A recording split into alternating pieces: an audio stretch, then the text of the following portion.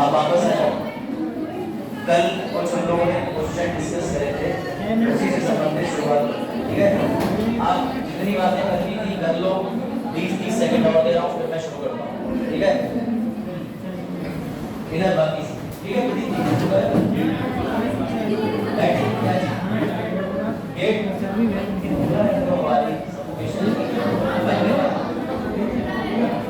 आगे वाला गेट भी बंद कर दीजिए आगे वाला, ध्यान से जाइए।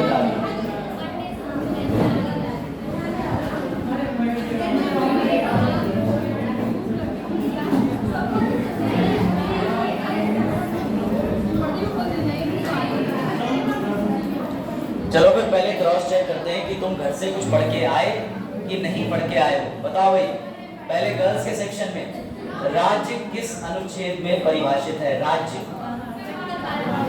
विधि, विधि किस अनुच्छेद में परिभाषित है? दैहिक स्वतंत्रता किस अनुच्छेद में है? दैहिक, सही बोल रहे हो? हाँ 21। बोर्ड में से तो मैं कुछ पूछ ही नहीं रहा, बोर्ड की तरफ मत देखो, बोर्ड में जो आज पढ़ेंगे वो है, मैं पुराना पूछ रहा हूँ, दोबारा पूछता हूँ। कौन से अनुच्छेद में 14 साल तक के बच्चों को किसी भी प्रकार की, कौन सही बताया? 23-24 नहीं, सिर्फ 24 नहीं, 14 साल के बच्चों की बात है। ऐसा कौन सा अनुच्छेद है जिसमें शोषण के विरुद्ध अधिकार दर्शाए गए? शोषण के विरुद्ध 23। अभिव्यक्ति की आजादी कौन से अनुच्छेद में है? अभिव्यक्ति की आजादी, वेरी गुड। उपाधि का अंत कौन से अनुच्छेद में है? अस्पृश्यता का अंत कौन से अनुच्छेद में है? 17। और आपका शैक्षिक संस्थान संबंधी मौलिक अधिकार किसमें दिए? कौन से अनुच्छेद में? शैक्षिक संस्थानों में समानता 15। आर्टिकल 15 का 4 कौन से केस से संबंधित है? Very good. चंपा नहीं, तुम्हारे गली की कोई महिला नहीं है, चंपा का केस, चंपा का दुराई राजा, ठीक है। दोबारा पूछता हूँ आपसे, गुड। 19 आरक्षण, आरक्षण भारतीय संविधान में किस व्यक्ति ने इंसर्ट किया, डाला? बताओ आरक्षण कब? पहले संविधान संशोधन 1951। चलो गुड। अगर किसी ने नहीं भी पढ़ा है तो आज ग्रुप में नोट्स आ जाएंगे मौलिक अधिकार के 33-35 तक, और आज जो नोट्स आएंगे उससे रिवाइज कर लेना, ताकि जब भी हम मिलेंगे तो ऐसे में एसएससी के क्वेश्चन आपसे पूछता रहूंगा, ठीक है, ताकि पॉलिटी में कुछ क्वेश्चन का रिवीजन भी होता है। टॉपिक, क्वेश्चन और घर से एक क्वेश्चन मेंस का लिखने के लिए 100 या 250 वर्ड का, ठीक है, ताकि घर से आपका कंसेप्ट भी क्लियर हो जाएगा। एक A4 पन्ना ले लेना, उसको इस पोजीशन में रखना लैंडस्केप में, और उसमें 100 वर्ड बन जाएंगे। अगर ऐसे लिखोगे तो 100 वर्ड, ऐसे लिखोगे तो 170 वर्ड आते हैं A4 पर। तो मैं आपको बताऊंगा कि हम लोग यूपीएससी की कॉपी लिखते हैं या चेक भी करते हैं। अगर आप यूपीएससी का मेंस दे लोगे और आप आयोग में पंजीकृत हो जाओगे तो आपको कॉपी चेक करने को मिलती है, पता है? नहीं पता? नहीं पता मिलती। और यूपी पीसीएस ने तो ये भी कह रखा है, जो इंटरव्यू से बाहर है वो अपनी सारी जानकारी लिख के हमें भेजे, हम उसके लिए नौकरी का भी प्रावधान करके देंगे, अगर आप पीसीएस से इंटरव्यू तक गए हैं तब। तो आयोग ये कदम अच्छा उठा है। आप इंटरव्यू में सब नहीं चाहिए 2 बातें, मान लो एक व्यक्ति पे 3 व्यक्ति बोला, 3 बोला इंटरव्यू। चल इसको बात करें, शुरू करें, बैठ जाइए। तो लोगों को मैं तरीका बता दे रहा हूँ कि मेंस के आंसर राइटिंग से पहले क्लास में रनिंग नोट्स कैसे बनाने हैं। देखो मैं इधर जा रहा हूँ डेमोन्स्ट्रेशन के लिए, ध्यान दो सभी लोग, तुम्हारे लिए है एक्टिविटी, ठीक है। ये A4 पन्ना नहीं है, नॉर्मल कॉपी का पन्ना है। A4 पन्ना पता है ना सभी को? A4 पन्ना व्हाइट पेपर जिसमें लाइनें नहीं होती, हाँ उसे बिल्कुल सही आपका है। इसको पकड़िएगा एक सेकंड, जिसका है वो वापस करते हैं।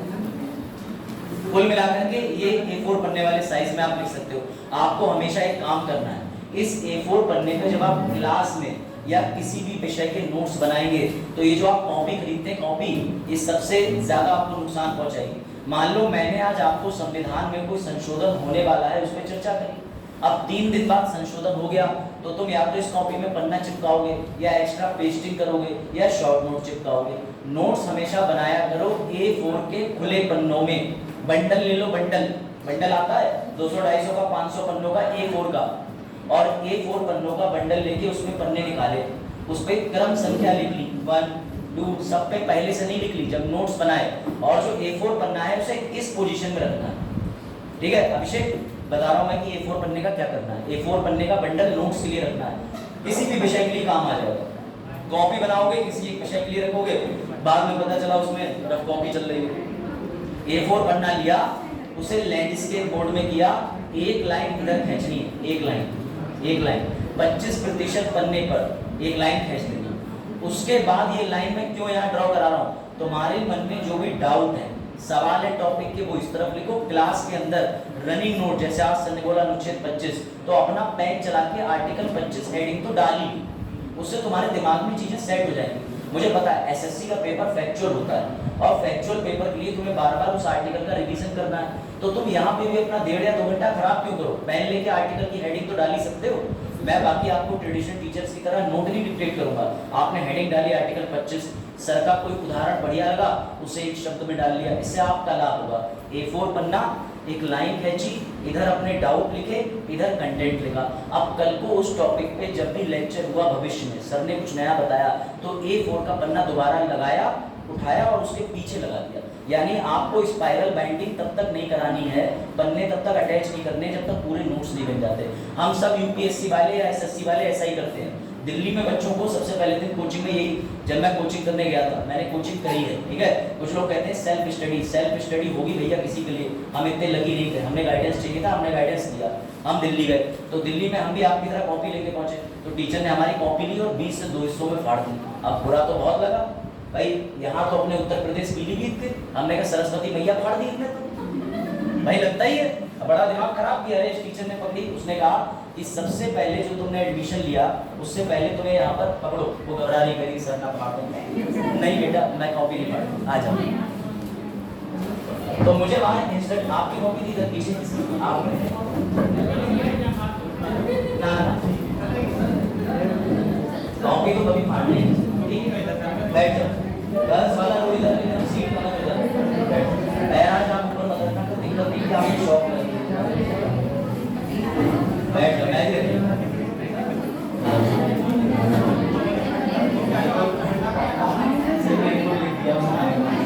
पन्ने बिना लाएंगे आप बैठ जाओ, बैठ जाओ,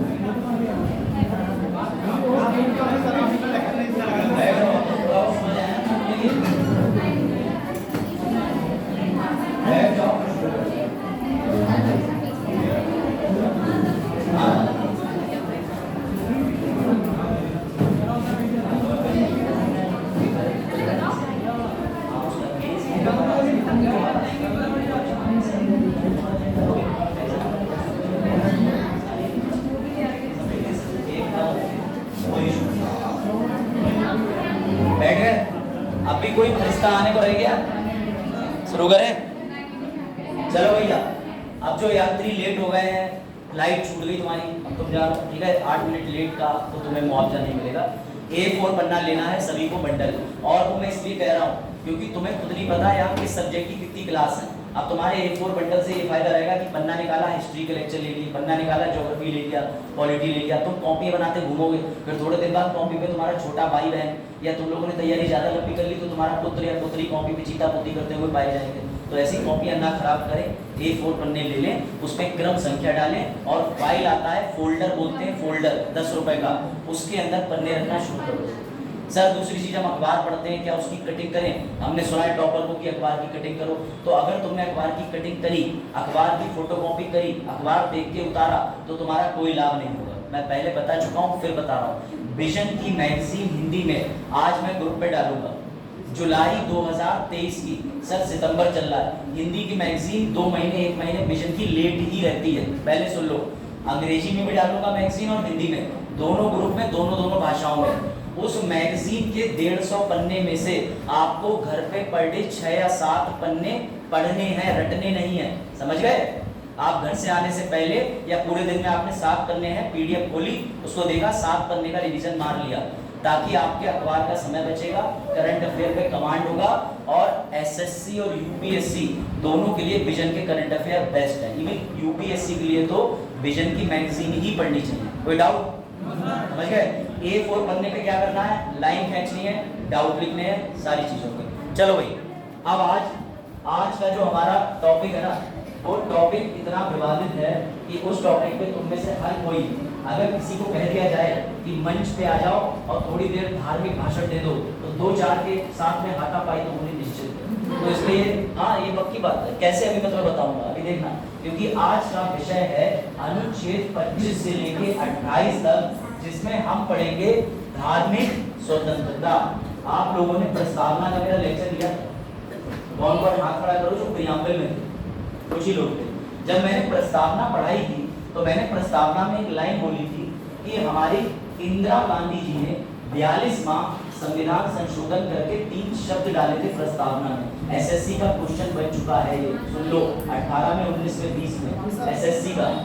क्या 42 में संविधान संशोधन से प्रस्तावना में 3 शब्द डाले थे? समाजवादी, पंथ निरपेक्षता, लोकतंत्रता नहीं, अखंडता।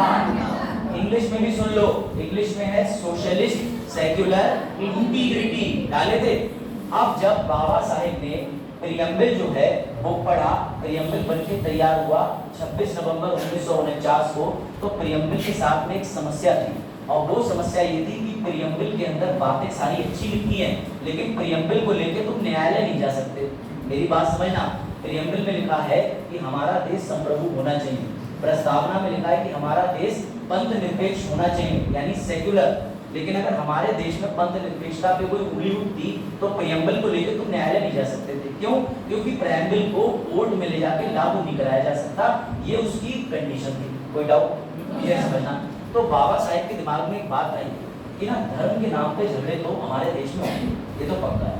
तब बाबा साहेब को एक बात ये लगी कि अगर मैं धर्म को संविधान के अंदर विशेष दर्जा दे दूंगा तो किसी पर्टिकुलर धर्म के लोग कहेंगे कि बाबा साहब हमारा धर्म लिख गए, दूसरे धर्म के लोग कहेंगे हमारा धर्म नहीं डाल के गए, इनके बीच में लड़ाई होने लगेगी।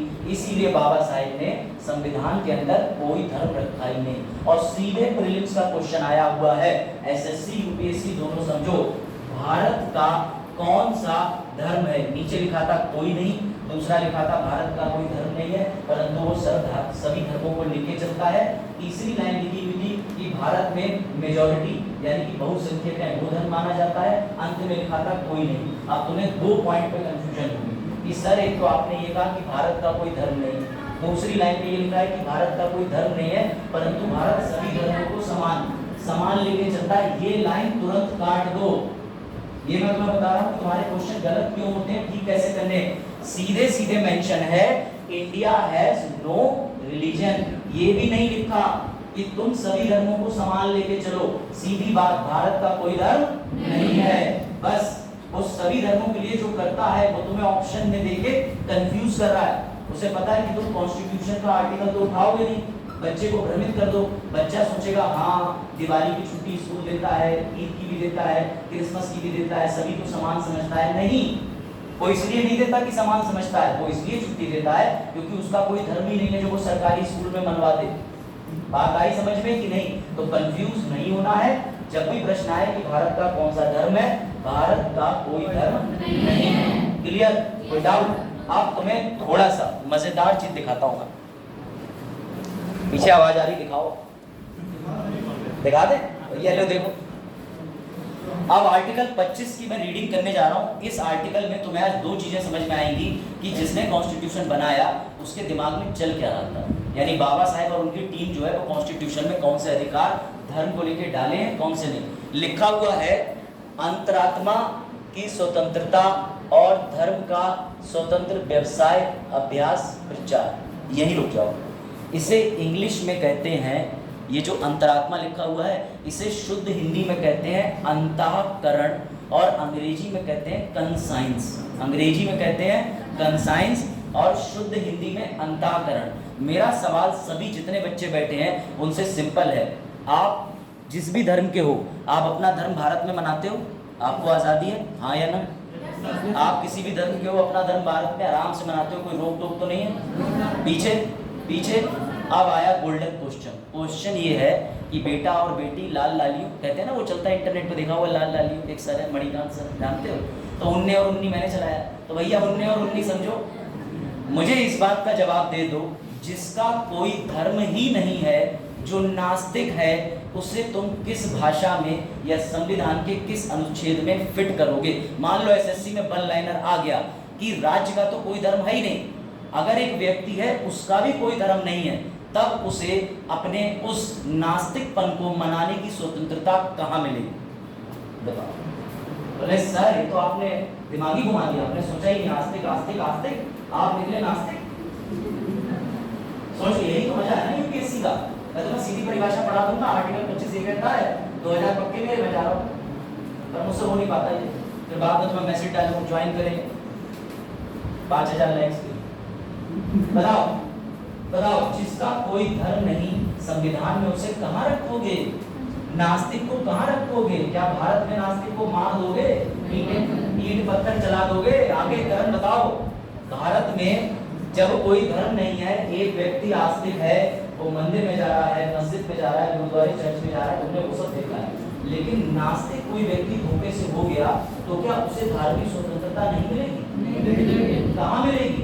यहाँ तो कहीं लिखा है कि भैया नास्तिक, कहाँ लिखा है? यहाँ तो भी नास्तिक लिखा नहीं, तुम्हारे सामने कॉन्स्टिट्यूशन खुला हुआ है, ये भी नहीं सर झूठ बोल रहे हो। कोई और कुछ समझ आया? थोड़ा बहुत मैंने क्या पूछा ये बताओ। कोई बात नहीं, कंफ्यूज मत हो, डरा मत, डरा करो। जैसे कोई टीचर आ गया कि किरण करने लगे, शाहरुख खान मत बना करो। कॉन्फिडेंस, सर मैं सुन नहीं पाई, दोबारा बता दी। ठीक, हाँ अब ध्यान से सुनो। बाबा साहेब वॉज एक्सीलेंट, उन्होंने शब्द डाला है अंतरात्मा। सर मेरी अंतरात्मा कहती है कि मुझे ये कपड़ा एक पर्टिकुलर कलर का बहुत पसंद है, आज से यही मेरा गॉड है। सर मुझे आसमान, मैंने इसे गॉड मान लिया। पेड़, साइंस, विज्ञान, पत्थर, पुरुष, किसी को भी मानने की स्वतंत्रता कहलाती है, जिसपे थोड़ा सा राज पहुंचा, कंसाइंस, चेतना। इसलिए बाबा साहेब ने एकदम स्पष्ट लिख दिया कि जिसे तुम्हारी अंतरात्मा माने उस चीज के लिए तुम स्वतंत्र हो। यानी सर मुबारक हो, नास्तिक को भी अनुच्छेद 25 में स्वतंत्रता प्राप्त है। कोई डाउट? अब एसएससी का पहला क्वेश्चन आया कि उसे कहते हैं, एक व्यक्ति होता है थीस्ट जो धर्म मानता है, एक होता है अथीस्ट जो नहीं मानता, नास्तिक। अब लिख के आएगा कि अथीस्ट के यानी नास्तिक के मौलिक या धार्मिक अधिकार हैं, तुरंत टिक मारना। आर्टिकल 25 से 28 में, और क्लियरली आर्टिकल पूछे तो 25 में कौन सा शब्द बता रहा है? अंतरात्मा, अंतःकरण, कंसाइंस। कोई डाउट? आगे बढ़े आगे। अब सुनो एक और खतरनाक सवाल। सर आपने इसमें ये बताया कि इसमें लिखा है अंतरात्मा की स्वतंत्रता, धर्म की स्वतंत्रता, व्यवसाय लिखा है, विचार लिखा है, लेकिन सर हमारे मोहल्ले में ना 2 लोग आए थे, एक पर्टिकुलर रंग के कपड़े पहन के, और उन्होंने हमसे क्या कहा? उन्होंने कहा अभिषेक मेरा धर्म ऐसा ऐसा है, तुम्हें ये सुविधाएं देगा, मेरा धर्म ये है, बहुत अच्छा है, और धीरे से इनका करवा दिया धर्म परिवर्तन। अब सवाल आ गया, धर्म परिवर्तन करने का अधिकार या धर्म परिवर्तन करवाने का अधिकार कौन से मौलिक अधिकार में है? कोई नहीं है, किसी में नहीं है, नहीं सर, किसी में नहीं है। सोचने पे तो तुम्हें मैं मजबूर करूंगा, ये तो मेरा काम है। मैं आपकी बात मान रहा हूँ, ये कह रहे हैं कि धर्म परिवर्तन कोई करना चाहे मर्जी से, लेकिन अगर आपने धर्म परिवर्तन करा, आप एक एफिडेविट लेते हो, अखबार में निकलवाते हो, ऑफिशियल गजेट बोलते हैं, इधर भी सुनते रहना सब ऑफिशियल गजेट बोलते हैं, और अखबार में निकलवाने के बाद इन्हें बाकायदा जिस भी धर्म में परिवर्तित हुए घोषणा करनी पड़ेगी। तो अगर ऐसी घोषणा करनी है तो तुम्हें सारी सरकारी सुविधाएं भी तुम्हारे प्रति बदल जाएंगी। हो सकता है अभी तुम बहुसंख्यक हो फिर अल्पसंख्यक बन जाओ, तो इसके लिए कहीं तो सरकार ने कोई विधि बनाई होगी, कोई नियम बनाया होगा। अब सोचो, जो कह रहे हैं कि नहीं है, मैं कह रहा हूं है, और मैं तुम्हें दिखाऊं।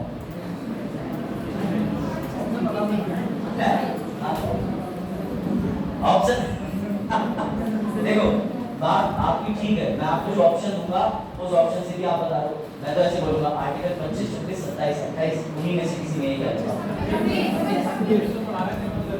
हाँ इसमें दिया, मैंने 25 से शुरू करा है, अभी से चश्मा मेरा मजबूत थोड़ी दे। अच्छा तुम लोग बड़े बुद्धिमान हो, 26 पे पहुंच गए? बिल्कुल नहीं, एक बार उसका माउस का कर्सर हिला देना। अब सुनो तुम, आर्टिकल 25 ही अभी चलेगा कम से कम 15 मिनट। वो एसएससी वाले वो वाले टीचर नहीं है बेटा। क्रांति हुई थी 1857 की, लिखने गई मंगल पांडे ने, तब खत्म क्रांति, बढ़ जाओ आगे। कौन सा 14वां रेजिमेंट इवेंट था बैरकपुर वेस्ट बंगाल, यहाँ पे 8 मई को हुआ था और निशान था लोटस और रोटी।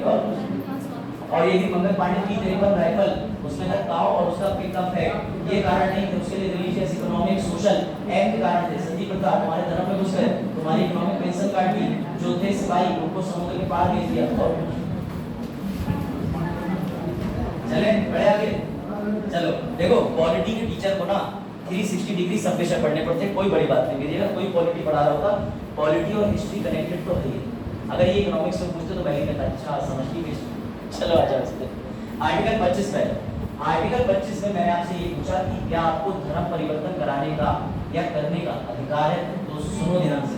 मेरे एक दोस्त ने मुझे फोन मिलाया, अब तुम सुनो स्टोरी फिर तुम्हें कंसेप्ट हो जाएगा क्लियर। उसने कहा यार अभिषेक क्या कर रहा है? तो मैंने कहा कुछ नहीं भैया, मैं आजकल आराम से बच्चों को पढ़ा रहा हूँ। उसने कहा तुझे पता है मेरे धर्म के ना ये फायदे हैं, अगर तू मेरे धर्म में आ जाएगा तुझे ऐसा मिलेगा, ये हो जाएगा। ध्यान से सुनना, आगे भी हो सकता है तुम्हारे पास ऐसे फोन आ रहे हो, सुन लो ठीक। तो मैं उसने मुझसे बड़ा देर तारीफ करता रहा, मेरे धर्म में आ जाएगा, ऐसा है, ये है, वो है। जैसे ही उसने कहा कि यार मेरे धर्म में तो ये अच्छा है लेकिन तेरे धर्म में ये खराबी है, मैंने उसे वही रोक दिया। मेरी बात फिर से सुनना, जब तक मेरा दोस्त कहता रहा कि तेरे धर्म में नहीं, मेरे धर्म में ये अच्छा है, ये अच्छा है, ये अच्छा है, जिस मोमेंट उसने ये लाइन बोली तेरे धर्म में ये खराबी है, वहीं आर्टिकल 25 एक्टिव हो जाता है। सर एक्टिव हो जाता है मतलब? जी हाँ, आर्टिकल 25 कहता है, आर्टिकल 25 कहता है प्रचार की शक्ति है। तुम प्रचार करो, मुंह से बोलो कि मेरा धर्म अच्छा है। और जो इन्होंने कहा, इधर से नहीं कहा, अभिषेक ने भी कहा कि हम स्वतंत्र हैं, धर्म अपना सकते हैं, तो मुबारक हो। तुम चाहो अपनी मर्जी से धर्म बदलो, लेकिन किसी ने तुम्हारे धर्म पे उंगली उठाई, तुम्हें फोर्सफुली जबरन अपने धर्म में कोई लालच देके परिवर्तित करना चाहा, आर्टिकल 25 रोक लगाता है। तो डाउट समझे बात क्लियर हुआ? दोस्त वाला एग्जांपल याद रखना कि अपने धर्म की तारीफ करते रहो, मुझे अच्छा लगा मैं चला जाऊंगा, लेकिन अगर तुमने मेरे धर्म को पिन पॉइंट किया तो आर्टिकल 25 बाबा साहेब का लागू हो जाएगा। विदाउट बढ़े आगे। गुड सर, अब तो आर्टिकल 25 खत्म हो गया होगा ना? अब मेरा सवाल सुनो जो प्रैक्टिकल है। सर आपको पता है हमें धार्मिक चीजें करने से ना कोई नहीं रोक सकता, तो मैंने ये सवाल पूछा। अंशिका नाम है? हाँ संप्रभु। चलो अंशिका बनाते हैं। मैंने अंशिका से कहा अंशिका तुम्हें पता है कि धार्मिक प्रतिक्रिया या जो भी धार्मिक तुम करते हो अनुष्ठान, उसे करने से कोई नहीं रोक सकता। ये बोली सर बिल्कुल ठीक बात है।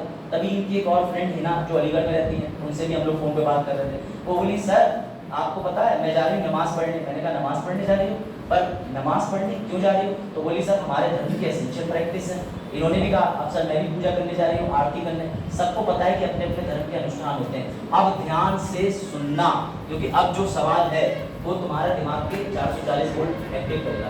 तो फिर सर जब कोई धार्मिक कार्य में हस्तक्षेप नहीं कर सकता तो कैसे कोविड के दौरान डंडा लेके तुम्हें भगा दिया गया? मंदिर में एंट्री बंद, मस्जिद में एंट्री बंद, गुरुद्वारे में एंट्री बंद। अब सोचो, अब तुम्हारा आर्टिकल 25 सरकार ने छीन लिया तो कैसे छीन लिया?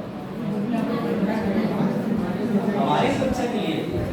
अच्छा हमारी सुरक्षा के लिए। वाह, एक बात याद रखना, अनुच्छेद 20(1) के अनुसार जो लिखा नहीं उसके लिए तुम्हें कोई सजा दी नहीं जा सकती। तो कहीं तो लिखा होगा सरकार ने एडवांस में कि हम तुम्हारे धार्मिक कार्यों में हस्तक्षेप करेंगे और लल्ला तुम हमें रोक नहीं पाओगे। तो मुबारक हो, तुम्हें मिलवाते हैं अनुच्छेद 25 के 1 से साफ साफ लिखा है उपयुक्त स्वतंत्रताएं, सार्वजनिक व्यवस्था, स्वास्थ्य, नैतिकता, इनमें राज्य कानून बना सकता है। उसने कोविड के टाइम पे एक्ट बनाया, महामारी अधिनियम उठा के लाए 1897 का विधि, और उसकी धारा 6 फेंकी तुम पे और कह दिया बाहर निकल के जरा तुम नमाज पढ़ के दिखाओ, मंदिर जाके जरा तुम आरती करके दिखाओ। क्यों? क्योंकि तुम्हें स्वास्थ्य दिख रहा है ना, स्वास्थ्य। अगर तुम्हारी वजह से 6 इंच या जो भी 2 फीट की दूरी है जरूरी, उसका पालन थोड़ा तो लड़कियां चलेगी। और वहां तुमने कहा कि हमारा तो धर्म है, तो वो कहेंगे ये रहा लिखित प्रमाण। समझ में आया द पावर ऑफ लॉ या नहीं? समझ में आई? तो फिर एक दिन अभिषेक के सपने में एक परी है, ध्यान से समझना। एग्जाम्पल में रिपीट कर चुका हूं। अब पहले तो अभिषेक इस बात को डाइजेस्ट ही नहीं कर पा रहा है, परी मेरे सपने में सर परसों तो मेरे सपने में छोटा भीम आया था। चल तो अभिषेक के सपने में परी आई और उसने कहा अभिषेक मैं तुम्हें दो इच्छाएं दे रही हूँ, एक तरफ तुम ले लो भैया मर्सिडीज गाड़ी, वो भी sport model limited model 12 crore का, या दूसरी तरफ तुम्हें देश में हम सांसद बना दें। तो बताओ अभिषेक तुम क्या चीज मांगोगे? शाबाश। क्यों? क्योंकि 8 नवंबर 2016 को एक आदमी टीवी पे आएगा और कह देगा मर्सिडीज रोडों पे चलना बंद। कहां चलाओगे? The power of law making, विधि बनाने का अधिकार, सर्वोच्च अधिकार। बाबा साहब विधि बना गए कि तुम पूजा करो, अनुष्ठान करो, जिस दिन तुम्हारी पूजा पाठ से, अब ऐसे सुनो, ऐसे दिगंबर एक धर्म है, अब सुन लो ध्यान से, जो धर्म है आपको पता होगा जैन और बौद्ध, इनमें से एक धर्म ऐसा है जिसमें व्यक्ति श्वेत कपड़े पहनते हैं और एक व्यक्ति बिना वस्त्र के रहते हैं, पता ना, दिगंबर समुदाय। तो बड़ा रिस्पेक्ट के साथ मैं कह रहा हूँ, सुनो, अगर कोई दिगंबर मुनि कहीं किसी शहर में आते हैं और सरकार को लगता है कि इससे थोड़ी बहुत नैतिकता का उल्लंघन हो सकता है, जी हाँ, सरकार उनका रास्ता बदल सकती है, रोक लगा सकती है। सर मुहर्रम में ताजिया दूसरी जगह से निकल रहा है, हम तो 50 साल से यहीं से निकाल रहे हैं, निकालेंगे नहीं निकाल सकते, साफ साफ लिखा है सार्वजनिक व्यवस्था। अगर तुमने अपने धर्म की वजह से सार्वजनिक व्यवस्था का उल्लंघन करा तो सरकार का डंडा चलेगा। बात आई समझ में? कोई दिक्कत, कोई समस्या? अब तुम्हें इस आर्टिकल को पढ़ के ये आनंद आ रहा होगा कि छोटा आर्टिकल लेकिन पढ़ा दिया, और ये सब किताबों में नहीं है, इसके लिए तुम्हें वकालत पढ़नी पड़ेगी। सर हम नहीं पढ़ेंगे तो कोई बात नहीं, उससे संपर्क पढ़ा। चलो अभी आर्टिकल पर टच करें। गुड। अब इसमें एक चीज और आती है, वो बड़ा इंपॉर्टेंट, तभी आपसे ये पूछा जाए कि आर्टिकल 25 के अंदर धर्म से जुड़ी हुई 3 चीजें सरकार ने और रोक रखी है। मैं तुम्हें बिल्कुल करंट में लाके खड़ा कर दूंगा कि तुम खुद सोचोगे जो चीज टीवी में बहस हो रही है वही आदमी हमें यहाँ पढ़ा है। अभी बीच में ये डिमांड चली थी कि नोटों पर देवी देवताओं के फोटो छाप दिए जाए। किसी ने इस बात का उत्तर दिया हो ना दिया हो, मैं, मेरी जिम्मेदारी है, पॉलिटी के स्टूडेंट हूं, मैं तुम्हें इसका उत्तर लिखा हुआ दिखा के जाऊंगा, ताकि कभी भी तुम सोचो कि नोट पे छप सकते हैं देवी देवता के फोटो या नहीं छप सकते। कितने लोग सहमत हैं कि हाँ सर नोट पे देवी देवताओं के फोटो छप सकते? किसमें? अभिषेक, इंडोनेशिया। हम भारत की बात कर रहे हैं, इंडोनेशिया अपनी विधि कुछ भी करे, पाकिस्तान कुछ भी करे, भारत क्या? आप भारत के दृष्टिकोण से बताइए। ये भी बात सही। इसका सिंपल आंसर है, भारत में अनेक धर्म के लोग रहते हैं, ये मत बोलो। अभी थोड़ी देर पहले बताया था सर, पहली बात तो भारत का कोई धर्म नहीं, दूसरी बात पढ़ो सामने पढ़ो, यह किसी धार्मिक प्रथा से जुड़ी, साफ साफ लिखा है, 25 है पहली, दूसरी, तीसरी, चौथी, 5वीं लाइन पढ़ो ऊपर से, यह किसी भी धार्मिक प्रथा से जुड़ी किसी भी वित्तीय फाइनेंशियल, आर्थिक, इकोनॉमिक, राजनीतिक, अभी राजनीतिक भी समझाऊंगा, या धर्मनिरपेक्ष गतिविधि को नियंत्रित और प्रतिबंधित करता है। छाप के दिखाओ। अगले दिन कॉन्स्टिट्यूशन में मेरे जैसा एडवोकेट ये बीआरएफ लेके पहुंचेगा और कहेगा हिम्मत कैसे हुई तुम्हारी हमारे देवी देवता का फोटो छापने की, बाबा साहब पहले बना। बात आई समझ? आप सुनो सबसे इंटरेस्टिंग चीज, वो और मजेदार है, उसमें तो और आनंद आएगा। क्या छोड़ना? मनोज ने मुझे फोन मिलाया, आगे वाले कनेक्शन जोड़े रहना, ठीक।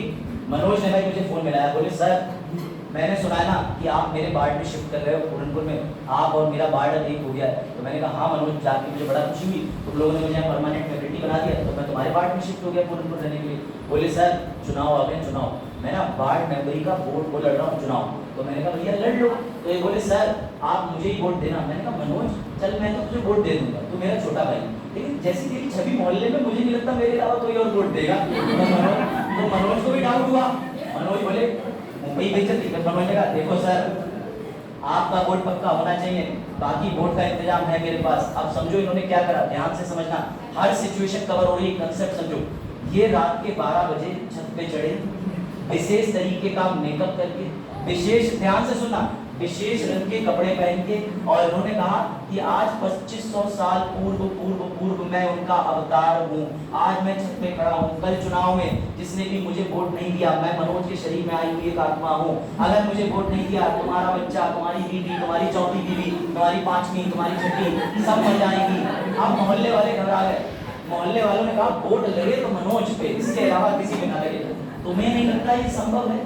तुम्हें नहीं लगता ये संभव है? ट्रैक पे हिलाओ। तो सुनो, बाबा साहिब की और संविधान निर्माताओं के एक्सीलेंस को सलाम। फिर पढ़ो वो लाइन, यह किसी भी धार्मिक प्रथा से जुड़ी वित्तीय, आर्थिक, अब बोला कर लो, राजनीतिक, क्लियर हुआ कि नहीं? यानी सर कभी भी हम नोट पे नहीं, लेकिन अगर हम अपने चुनाव चिन्ह में किसी स्पेशल देवी देवता, अल्लाह या किसी का फोटो डाल सकते हैं? नहीं, कभी नहीं।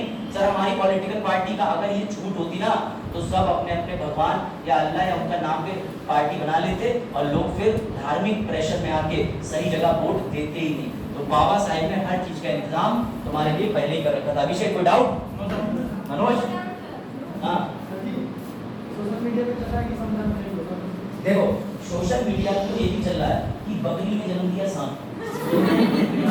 जो एक बात समझो, जो लॉजिकल नहीं, जो एसएससी का नहीं, जो यूपीएससी का नहीं, कहीं नहीं। आप ये छोड़ दो, अभी ये भी चलता रहता है, मोदी जी का फोटो लगा देंगे। मोदी जी ने 12 साल की उम्र में कर ली थी बीए की डिग्री, अब सब सच मान जाते हैं। मैंने इसीलिए कहा इंडिया में सही न्यूज़ से ज्यादा फेक न्यूज़ पहुंचती है। आईआईटी का नाम सुना है? तो में से आधे क्या 90% बच्चों को आईआईटी जाने का प्रोसीजर नहीं पता होगा, जबकि आईआईटी का एंट्रेंस क्या होता है, सिलेबस क्या होता है। यही समस्या है, सुन के विश्वास करते हो, देख के या करके विश्वास नहीं करते। अब इन्होंने जो खबर दी वो मैंने भी देखी होगी, लेकिन मैं उसे इग्नोर मार देता हूँ, ऐसी खबरों को रिपोर्ट कर देता हूँ, क्योंकि मुझे पता है बेकार फर्जी खबर। नहीं, आपका पूछना ठीक है, लेकिन मैंने सिर्फ आपको टारगेट नहीं करा, मैंने सभी को एक विशेष मैसेज दिया है कि ये बच्चे कोई भी कहीं से चीज डाउनलोड कर लेंगे और उसे सत्य मान लेंगे, लेकिन हाँ ये बिल्कुल गलत। अच्छा एक चीज और, इनके पॉइंट पे मैं आपको एक चीज और बता दे रहा हूँ और बड़ा इंटरेस्टिंग है। क्या भारत चाइना को या 212 देश है ऐसा माना जाता है, किसी भी देश को संविधान बनाने का कॉन्ट्रैक्ट दे सकता है? मेरी बात समझना कि भारत कह दे चीन तुम्हारा देश बड़ा डेवलप है, ये पकड़ो संविधान की किताब, ये वाली पुरानी हो गई, इसे झाड़ के दिया, इस पे डस्ट लग गई, जरा नई बना के दे दो, क्या भारत कर सकता है? नहीं। क्यों? लॉजिकली बताओ, आंसर ठीक है सबका, लिखा था। ये तर्क भी ठीक दे रहे हैं कि वो अपने फायदे के लिए बनाएगा, मैं भी ये बात कह रहा हूँ, लेकिन तुमसे जब कोर्ट में जाओगे तो सुप्रीम कोर्ट कहेगा सबूत सबूत सबूत, और मुंह सबूत में नहीं आता।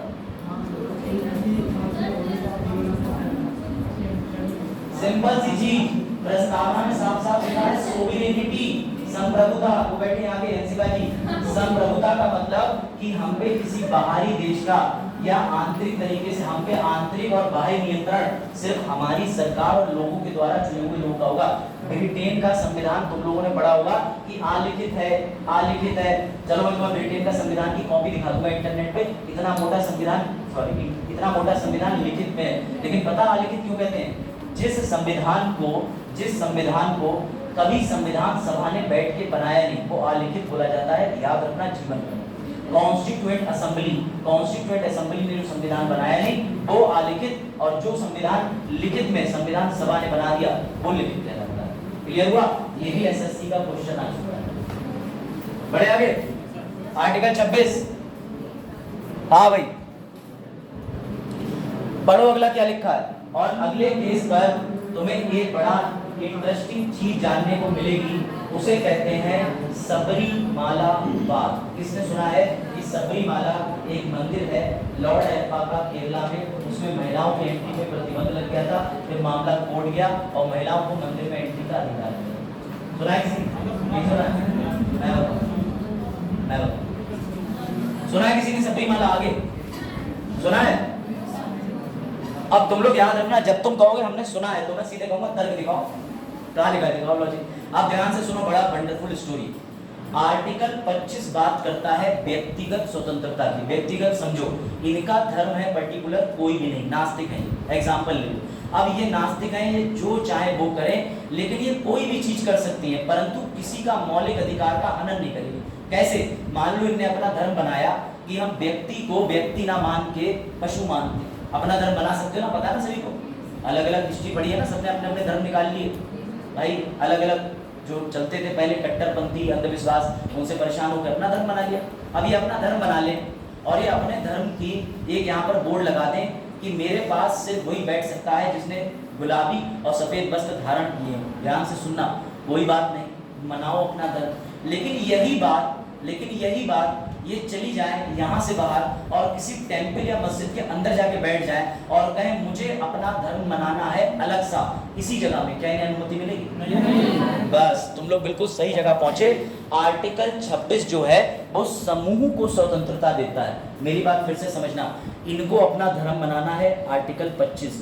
अगर ये आर्य समाजी हैं तो पूरे आर्य समाजी को एक साथ जो धर्म का दर्जा मिलेगा वो अनुच्छेद 26 में मिलेगा। फिर से समझना, आप अकेले हिंदू हैं या मुस्लिम हैं, आप आर्टिकल 25 के तहत अपनी पूजा पाठ, अपनी इबादत कर सकते हैं, उसमें सरकार हस्तक्षेप कर सकती है, पर सरकार वहां हस्तक्षेप नहीं करेगी जहां समूह की बात हो जाएगी। कैसे हो जाएगी समूह की बात? जैसे आर्य समाजी अपना अनुष्ठान कर रहे हो और आर्य समाजी को भी छोड़ो, कुछ एक पर्टिकुलर धर्म के लोग एक धार्मिक सभा कर रहे हैं, वहां उनके धर्म में जो कि कम से कम 1200-2000 साल पुराना है और उस धर्म में महिलाओं का प्रवेश वर्जित है, तो सरकार हस्तक्षेप नहीं करेगी, ये ध्यान रखना। पर ये नहीं कि तुमने आज ही कोई धर्म बनाया हो, उस धर्म की रेलिवेंसी तुम्हें वेद, पुराण या उससे पहले के किसी साक्ष्य में देनी पड़ेगी। ये चीज थोड़ी बहुत समझ में आई? मैं फिर से एग्जाम्पल दे दे रहा हूँ, थोड़ी ऊपर से जाएगी बाउंसर, लेकिन मैं भी कोई बात नहीं, सचिन को बाउंसर करेंगे। सवाल ये है कि मनोज को अपना हिंदू धर्म मनाना है, इन्हें अगरबत्ती लगानी है, भैया अपने घर पे अगरबत्ती लगाओ। हमारे कोई मुस्लिम मित्र हैं, उन्हें नमाज के समय इबादत करनी है, तुम भी अपनी धूपबत्ती अगरबत्ती लगाओ, अपने घर पे कुछ करो, तुम्हें कोई नहीं रोकेगा। लेकिन अगर ये जाके किसी मंदिर में कुछ ऐसा कर्म करने का प्रयास करें तो इन्हें रोका जाएगा। समझिए, ये कहता है अनुच्छेद 25। बात आई समझ में? अब आ जाओ 26 पे। 26 समूह को छूट देता है। छूट कैसे? हिंदू लोग हैं, अपनी रैली निकालते हैं, मुस्लिम अपना प्रोसेशन जुलूस निकालते हैं, आपने देखा होगा साईं बाबा की पालकी निकलती है, गणेश चतुर्थी पे भी निकली, तो ये सब सरकार चाहे तो रोक दे, लेकिन वो नहीं रोकती, क्योंकि आज से नहीं चल रहा है रैली निकालना, ये करोड़ों वर्षों से चला आ रहा है। पता है ना, गणेश चतुर्थी बाल गंगाधर तिलक ने दोबारा शुरू कराई थी, पहले चलती थी मराठास के टाइम पे, और आप लोगों के जो मुहर्रम का समय है ये भी जब से प्रॉफिट मोहम्मद साहब के टाइम से चलता आ रहा है। पता ना, आयसन और आयसन वाला लॉजिक, अली और वो वाला। गुड। तो मेरा कहने का मतलब ये है, तुम जब अकेले गिने जाओगे अनुच्छेद 25, जब तुम समूह में होगे तो अनुच्छेद 26 चेक करा जाएगा। अब लॉर्ड अयप्पा का मामला सुनो, ये दोनों अनुच्छेद क्लियर हो जाएंगे, वरना मैं फिर समझाऊंगा। ठीक, लॉर्ड अयप्पा जो है वो नैष्टिक ब्राह्मण है। नैष्टिक ब्राह्मण वो लोग कहलाए जाते हैं जो बचपन से ब्रह्मचारी होते हैं, और एक ईश्वर का मामला है तो अपनी हंसी और चीजें कंट्रोल करना, वरना तुम ही अंजाम से बोलते हो मेरा क्या है, समझे? तो केरला के अंदर सबरीमाला एक टेंपल है, नैष्टिक ब्राह्मण है, और सबसे बड़ी बात यह है कि वो बचपन से ब्रह्मचारी है। अब हुआ ये कि उन्होंने हर मंदिर का अपना एक ग्रंथ होता है, ये बात समझ लो, जितने भी हिंदूज हैं उनको पता होगा कि जितने प्राचीन मंदिर है उनका अपना एक ग्रंथ होता है। समस्या ये आई कि एक पर्टिकुलर तारीख को कुछ महिलाएं बोली हमें इस मंदिर में एंट्री चाहिए। अब केरला की जो सरकार है उसने उन्हें मंदिर में एंट्री देने से मना कर रखा, क्योंकि जो वो लॉर्ड अयप्पा थे वो बचपन से ही नैष्टिक ब्रह्मचारी थे। उनका मानना था कि कोई भी ऐसी महिला जो प्रजनन की उम्र पे है, अगर उसकी छाया भी पड़ेगी तो मेरे ब्रह्मचार को नुकसान पहुंचेगा। ये करोड़ों सालों से मान्यता चल रही है, मेरी बात समझ। ठीक, इस बेसिस पे सरकार ने भी मना कर दिया, लेकिन महिलाओं ने कहा कि आर्टिकल 14 का वायलेशन हो रहा है, इसमें 14 का भी वायलेशन हो रहा है और 17 का भी वायलेशन हो रहा है। 14 तो समझ में आता है समानता, सर अनुच्छेद 17 को आप क्यों कह रहे हैं? क्योंकि उन महिलाओं के साथ तुम छुआछूत मना रहे हो, तो इसलिए आर्टिकल 17 का भी हवाला दे दिया। फिर आर्टिकल 25 और 26 की भी बात हो गई कि जब धार्मिक स्वतंत्रता है तो हम मंदिर में क्यों ना घुसे। फिर जब ये मामला कोर्ट में पहुंचा तो इसमें विवाद ये आया कि लॉर्ड अयप्पा को हम समूह माने या लॉर्ड अयप्पा को व्यक्ति माने। अगर हम व्यक्ति मान रहे हैं तो फिर महिलाओं की एंट्री दे दी जाएगी, अगर समूह मान रहे हैं करोड़ों लोगों का तो प्रवेश नहीं दिया जाएगा। अब कंडीशन थोड़ी समझिए। तब कोर्ट ने जो फैसला लिया, इसमें दुर्भाग्यवश कहो या कोर्ट की मर्जी कहो, कोर्ट ने अयप्पा को पर्टिकुलर धर्म का ना मानते हुए ये माना कि ये अपना एक अलग क्लैन चला रहे हैं, अलग धर्म चल रहा है जिसको हम मान्यता नहीं देते, और अनुच्छेद 25 में डाल दिया। और अनुच्छेद 25 में साफ साफ ये भी लिखा हुआ है, जब आप आगे पढ़ोगे, कि किसी भी महिला या पुरुष के मौलिक अधिकार को नहीं छीन सकते। इसलिए अयप्पा टेंपल के अंदर फीमेल की एंट्री अलाउड कर दी गई। और अगर उन्हें ये दर्जा मिल जाता कि आर्य धर्म, श्वेतांबर, दिगंबर जैसा, तब वो महिलाओं की एंट्री नहीं भी देते तो कोई दिक्कत नहीं, लेकिन उन्हें दर्जा समूह का ना मिलके व्यक्ति का मिल गया। बात आई थोड़ी बहुत समझ, कनेक्शन समझ, चीजें आई समझ? एक दो बार समझोगे तो आएगी बात समझ। मैं बहुत शॉर्ट एक बार फिर से रिपीट कर दूं, एक बार रिपीट कर दे रहा हूँ। क्योंकि ये लॉजिकल चीजें हैं और ये चीजें आपको दूसरों से, टपरी पे बैठना तुम्हारा बंद हो जाएगा अगर तुम मेरे लेक्चर लेते रहोगे, मैं डैम श्योर हूँ। क्यों? वहां पे कह रहे होंगे देख रहे हो प्रधानमंत्री ने ये वाली योजना चला दी, गलत है, तब तुम उसके पीछे कहोगे आर्टिकल 38 वेलफेयर स्टेट, लाभकारी राज्य की वजह से मोदी जी ने या किसी ने योजना चलाई है, तो वो टपरी वाला तुमसे वैसे भाग जाएगा उठ के। और जिस दिन तुम शिक्षित होने लगे उस दिन तुम्हारी मित्रता बदल जाएगी।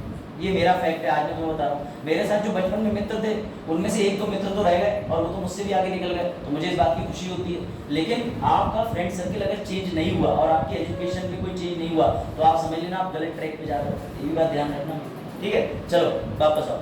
अब दोस्ती मतलब ये नहीं कि तुम आज जाओगे घर में फोन मिलाओ, मोहित तू 15 साल से साथ है मेरे, मेरी कोई तरक्की ना हो रही है, काट दे फोन, ब्लैक लिस्ट। भैया ऐसा मत कर दियो, दोस्ती रखियो उसके साथ, भले उससे 10-15-20 मिनट कम बात कर लेना, लेकिन इंटेलेक्चुअल वर्क की जब बातें होंगी तो दूसरा व्यक्ति इंटरेस्टेड नहीं होगा, वो अपने आप भाग जाएगा। अब तुम पहुंचे घर पे, तुम अपने मोहल्ले के दोस्त को बता रहे हैं लॉर्ड अयप्पा, सबरीमाला, अनुच्छेद 25, 25(1), 25(2), वो तुम्हारे ऊपर चप्पल फेरेगा दोबारा और कहेगा भाग रहा नहीं भाग रहा, तो समझे? तो तुम्हारी मित्रता तो बदलेगी। कई बार जैसे पहले ऐसा होता था ना, केबीसी कौन कौन दिखता है, कौन बने करोड़पति, जब वो आता है तो सबके माँ बाप साइंटिस्ट बन जाते हैं। इसका उत्तर बताओ। मुझसे बहुत बार पूछा जाता था, केबीसी पे क्वेश्चन आया और वो वाला प्रश्न का उत्तर कभी नहीं पूछते थे घर वाले, 1000 रुपए वाले का जिसका बहुत आसान होता था, क्रम से लगाओ, ये लगाओ, वो पूछेंगे भी तुमसे कि अगर कोई धोखे धागे से 50 लाख पार कर रहा है, कठिन सवाल कि ये वाला युद्ध हुआ था उस समय गवर्नर कौन था। अब अगर तुम्हारा उत्तर ठीक निकल गया तो वो सोचेंगे तुम ठीक पढ़ रहे हो, गलत निकला तो उन्हें तुम्हारी 21 साल 18 साल की पूरी पढ़ाई पे शक हो जाएगा। और मेरे साथ ऐसा शक कई बार यकीन में बदला है। उन्होंने मुझसे एक बार सवाल आया लता मंगेशकर पे, और लता मंगेशकर मैडम पे जब सवाल आया तो उनके ऊपर मुझे सवाल का उत्तर नहीं पता था कि उनकी स्कूली शिक्षा कहाँ से हुई। भाई नहीं पता, नहीं आया कभी एसएससी यूपीएससी में, मैंने इतने एग्जाम दिए। पापा क्या कह रहे हैं, तुम्हें इतना नहीं पता, लता मैडम के बारे में नहीं पता, हम लोगों के टाइम से गाने सुन रहे हो और ये सब। मैंने कहा पापा तुम्हें पता है लता मंगेशकर के ड्राइवर के बेटे का क्या नाम है? बोले ना। मैंने कहा बस। देखो लॉयर होने के थोड़े फायदे, ठीक है ना, लॉयर होने के थोड़े फायदे, you can win your own case at home. वापस आ जाओ, सुन लो फैक्ट। क्या हुआ, जगह बदल ली आपने, धार्मिक मामला। सर उधर ना हमारा वाला धर्म नहीं था, इधर वाला हम नया धर्म बनाएंगे, नया गलियारा। हाँ हाँ बताइए। अच्छा हाँ चली जाइए, अगर ऐसा कोई इमरजेंसी प्लीज जा सकते हो, चलिए। हाँ कराइए, अगर आपको जाना भी हो आप जा सकते हो, कोई इमरजेंसी में कोई ऐसी प्रॉब्लम नहीं, ठीक है। अब वापस आ जाओ, लॉर्ड अयप्पा का मामला एक और बार सरलीकरण थ्योरी के द्वारा मैंने ये बताया। आर्टिकल 25 के अंदर जो भी है, मनोज हो गए, अभिषेक हो गए, करण हो गए, रेहान हो गए, सबका अपना धर्म है। जब व्यक्ति की बात होती है तो व्यक्ति को धार्मिक स्वतंत्रता मिलती है। क्यों? क्योंकि कोई व्यक्ति अकेले नास्तिक भी हो सकता है। कोई नास्तिकों का धर्म नहीं घूम रहा है पूरे भारत में कि भैया नास्तिक धर्म में आ जाओ ये वाले कपड़े पहन के, ऐसा कुछ नहीं है। लेकिन जब बात समूह की होगी, आर्य समाजी, शिया, सुन्नी, पढ़े हैं ना सबने, इतना असारिया, जैदी, सैफी, अंसारी, है ना ये सब। और हिंदूज में आ जाओ, वैरशैव, लिंगायत, ये सब सुने होंगे तुमने, पहली बार सुन रहे होगे। लिंगायत, वीरशैव सुने नहीं सुने? दया भागा, मिताक्षरा नहीं पढ़े? चलो भक्ति काल पढ़ना, इतिहास में भक्ति काल, ठीक है, बिना पैसे वाली कोचिंग में पढ़ना। चलो वापस आ जाओ। तो आर्टिकल 26 के अंदर मान के चलो श्वेतांबर, दिगंबर, आर्य समाजी, ये सब वैदिक कालखंड से हैं सभी धर्म। तो इन धर्मों में सरकार हस्तक्षेप नहीं करती, इनमें सरकार छूट दे देती। दिगंबर हैं, बिना वस्त्र के घूम रहे हैं, अब से नहीं घूम रहे हैं, वो तब से घूम रहे हैं जब बुद्धिज्म का टाइम था। और सभी को पता है कि चंद्रगुप्त मौर्य को लेकर जब दक्षिण की तरफ गए थे, अकाल पड़ा हुआ था और वहां बिना वस्त्र के जाना पड़ा। पता है ना सभी को कि दिगंबर बिना वस्त्र रहते हैं, तब सरकार हस्तक्षेप नहीं करी। यही अयप्पा के मामले में हुआ। लॉर्ड अयप्पा जी के नैष्ठिक ब्राह्मण की पूजा को माना गया कि तुम ये व्यक्तिगत अपने लिए कर रहे हो, तुम नैष्ठिक ब्राह्मण बने, अपने लिए बने। किसी पर्टिकुलर धर्म में मेजॉरिटी में ब्रह्मचर्य का पालन नहीं होता, और होता भी है तो वो अलग ट्राइब है, औगड़, नागा, ऐसे करके कई सारे शिव भक्त शैव वालों में है। तो अगर तुम किसी ऐसे, सुन लो, अगर तुम किसी ऐसे कल्ट से, अगर तुम ऐसे किसी धर्म से जुड़े होते तो हम तुम्हें अनुच्छेद 26 की छूट दे देते, पर तुम नैष्ठिक ब्राह्मण बन के अपना कुछ चला रहे हो तो हम तुम्हें आर्टिकल 25 में डालेंगे, और 25 में होने के नाते तुम्हारे पूरे समूह में छूट नहीं मिलेगी। तो महिलाएं भी जाएंगी, पुरुष भी जाएंगे। थोड़ा क्लियर बात आई समझ में? ये यूपीएससी का है, एसएससी वाले लोड ना ले, आया तो सही, नहीं आया तो सर ने पढ़ाएगी। बढ़े आगे, ठीक, थोड़ा टेक्निकल है लेकिन चलो वापस आ जाओ। हाँ, किसी को जाना वाना है ना, जाना है, कोई इमरजेंसी है तो चलिए। आज चाहिए किसे जाना है? अच्छा, बैग आगे आगे सर को जूम करके देखेंगे। जूम सर आते हैं 1 किलो मेकअप लगा के, पाउडर धूल मिट्टी 40 किलोमीटर का, ऐसे मृदा आती है। कई बार तो जीभ से स्वाद भी आता है कि आज किसी ने जुमा केसरी फूला है, आगे जो यहाँ तक फिजाओं में बहा होता है ना। बाइक पे कभी जाओ तो मसाला खाने वाले वो देखते नहीं है, उन्होंने जुमा केसरी, उन्हें अजय देवगन की याद आई, अचानक उन्होंने बाइक सीधे हाथ पे मोड़ी और मार दिया। और पीछे से हमारे जैसा कोई व्यक्ति आ रहा है अपने सूखे ओष्ट लेके, ठीक है, अब उसे पता चल रहा है कि हाँ पान मसाले की बाहर आ गया। तो कई बार तो मैं उनका हिंदी साहित्य से परिचय करा देता हूँ, लेकिन अफसोस वो इतने अवगत नहीं है हिंदी साहित्य से, समझे? लड़कियां समझ, लड़कियां पापा के संग जाती तो होता नहीं है, पापा किसी को भी तेरी ऐसी तैसी, तो लड़कियां अरे वाह पापा में कोई बात तो है। और अगर लड़के जा रहे हो पापा के साथ तो लड़के कुछ कहते हैं, अरे पापा इसकी टीप पड़ती पीछे, यही सब सीख रहा है तो भेदभाव क्यों? वापस आ जाओ। अब सुनो, आर्टिकल 27 बड़ा इंटरेस्टिंग है, बड़ा इंटरेस्टिंग है। और आर्टिकल 27 में तो मैं एग्जांपल ऐसा दूंगा कि तुम खुश हो। आर्टिकल 27 में लिखा है कि धर्म के मामले में किसी से भी टैक्स नहीं लिया जाएगा। एक दिन नूरी गई मैकडी पर बर्गर खाने, और नूरी ने जब बिल लिया तो नूरी के बिल पे लिखा था IGST, CGST, वैट, कोई बात नहीं, इनके में कृषि कल्याण सब कुछ लिखा था। लेकिन क्या आपके मैकडी के बिल में कहीं ये लिखा होता है धार्मिक वैट, धार्मिक टैक्स कहीं लिखा होता है? नहीं लिखा होता ना।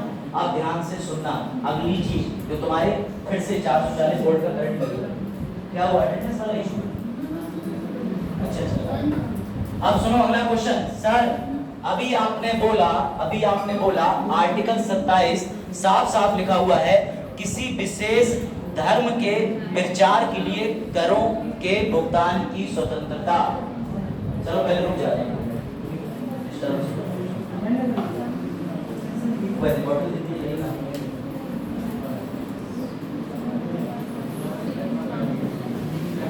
राजेश में मारा पड़ा होगा।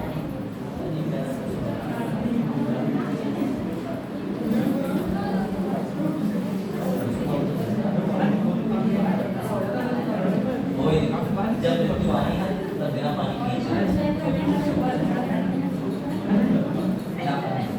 प्रेजेंट तो कोई आप लेक्चर को के बाद में अभी ये बैंक के लिए कोई एप्लीकेशन लिख के लाया? हाँ, टाइम के लिए कोई एप्लीकेशन लाया? ठंडा है, गर्म है।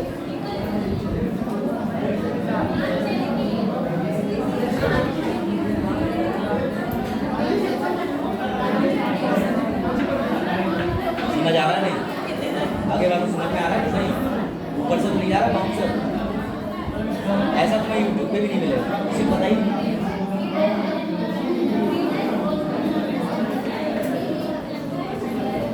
चले एक काम कीजिएगा, अटेंडेंस के समय पूछ लीजिएगा इनसे, हैं? अटेंडेंस मतलब ये चीज होगी जो आप कर रहे हैं। अच्छा, एप्लीकेशन जो भी करना है भाई जल्दी करो फटाफट, टाइम देखो तुम्हारा जाएगा। मैं 5 बजे चला जाऊंगा, तुम्हें जो करना है एक्टिवली करवा लो सर से। मैं अपने टाइम का बड़ा पाबंद हूँ, मेरे टाइम और बोलने के पैसे हैं।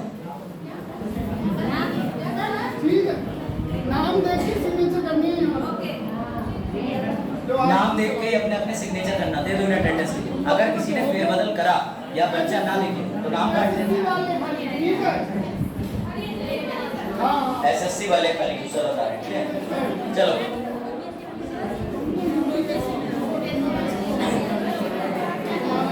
इधर जो रजिस्टर है उसमें सिर्फ SSC वाले करेंगे, ठीक है? SSC वाले चलो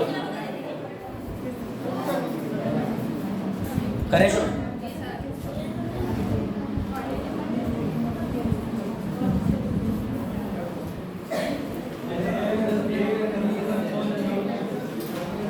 क्या हुआ उधर? हवा नहीं आ रही?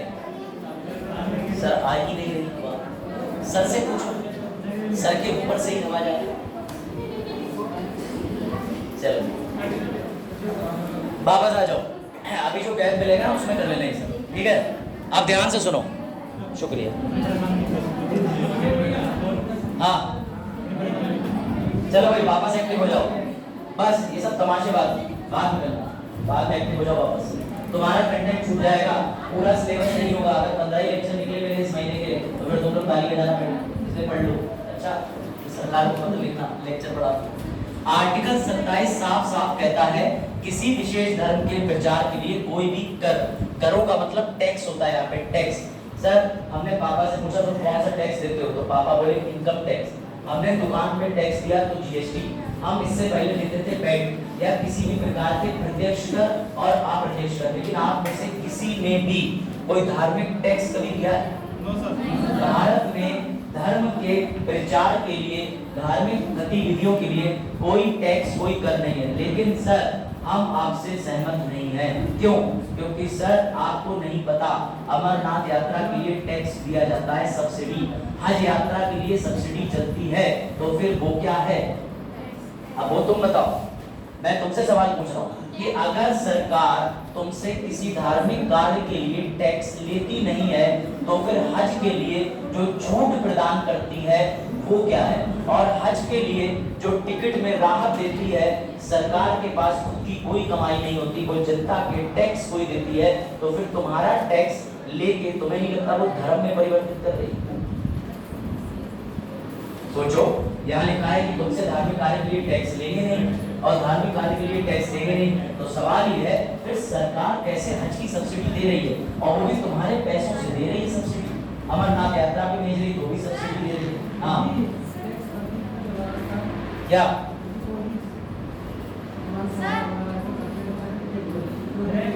नहीं, मनुष्य आपका टैक्स की बात नहीं होगी, धार्मिक टैक्स। धार्मिक एक टैक्स हो गया कि हम आपको 5 रुपए की टॉफी दे रहे हैं, तो उसके लिए आपसे जो टैक्स ले रहे हैं वो सरकार लेगी। टॉफी में फैक्ट्री बना रही है, फैक्ट्री को परमिशन दी।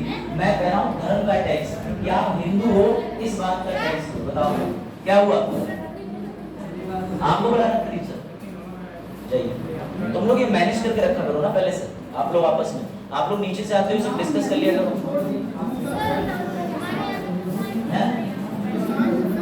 नहीं सुना और एग्जांपल है ये एग्जांपल बचपन से जो भी सीखा जैसे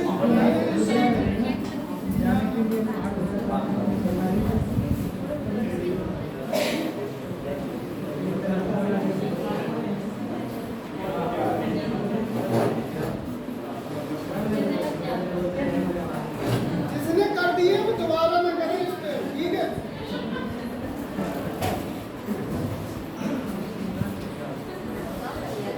क्या क्या कर लिए? लॉ? अरे नहीं लॉ कर लिए तो पता चले तुम सब लिखवा दो धारा 342, इसे कहते हैं रॉन्गफुल कन्फाइनमेंट, जबरदस्ती किसी को कमरे के अंदर रोक के रखना। धारा लगती 342, ठीक है भाई? एडवोकेट हो रहे भाई, तुम इसे लिख दो नए सिरे से, उसको नहीं पता होगा अपने साथ लिख दो। अक्षय कुमार मतलब जितना करो,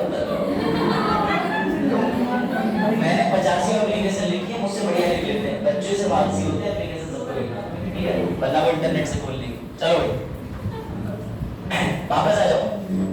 सर आपने अभी खुद बोला कि आर्टिकल 27 के अंदर किसी प्रकार का टैक्स जो है वो सरकार तुमसे नहीं लेती। अब मैं तुम्हें हिस्ट्री के कंसेप्ट से जोड़ दूं कि बाबा साहिब ने जब ये अनुच्छेद लिखवाया तो वो बात कर रहे थे जजिया कर की, तो किसी जमाने में कौन सा शासक लगाता था? बताओ, तुमने हिस्ट्री तो पढ़ी है, बड़ा हिस्ट्री क्लासेस चली मेरे आने से पहले। औरंगजेब 3 शासकों ने लगाया। सबसे पहला शासक कौन था? बाबर, कुंदन, फिरोज शाह तुगलक, औरंगजेब, उसके अलावा अलाउद्दीन, ये सब के सब एक नंबर के नपुड़ी शासक। इन्हें कोई काम नहीं था। बोले अरे सूखा पड़ गया, सूखा, एक काम करो, वो पंडित है, वो इस जात का है, वो उस जात का, उससे जजिया कर ले लो। जब बाबा साहिब ने संविधान बनाया, बाबा को लगा सरकार भी मुगलों की बहुत सी नीतियां उठा के पालन करती है, मापदंड प्रणाली, लैंड मेजरमेंट सिस्टम जो बीघा और बिस्वा चलता है, ये अलाउद्दीन खिलजी ने लिया था। तहसील जो चलती है, तहसील अल्पसंख्यकों के लिए, माइनॉरिटी के लिए, जो ये सब सिस्टम बने हैं सब मुगलों से ही उठाए गए, सरकार द्वारा नहीं बनाए गए। तब बाबा साहेब को पता था कि एक दिन सरकार जो है हो सकता है जजिया के जैसा कोई कर ना लगा दे। तो अब तुम इंटरेस्टिंग बात सुनो, इसीलिए बाबा साहेब ने क्या करा, बाबा साहेब ने आर्टिकल 27 में लिख दिया कि अगर कोई धर्म या धार्मिक संप्रदाय दोनों कवर्ड है, दोनों मतलब नास्तिक अकेले धर्म मनाने वाला भी कोई टैक्स नहीं देगा, समूह हिंदू मुस्लिम आर्य समाजी जैन बुद्धिस्ट सिख ये भी अपने धर्म मनाने के लिए कोई टैक्स नहीं देंगे।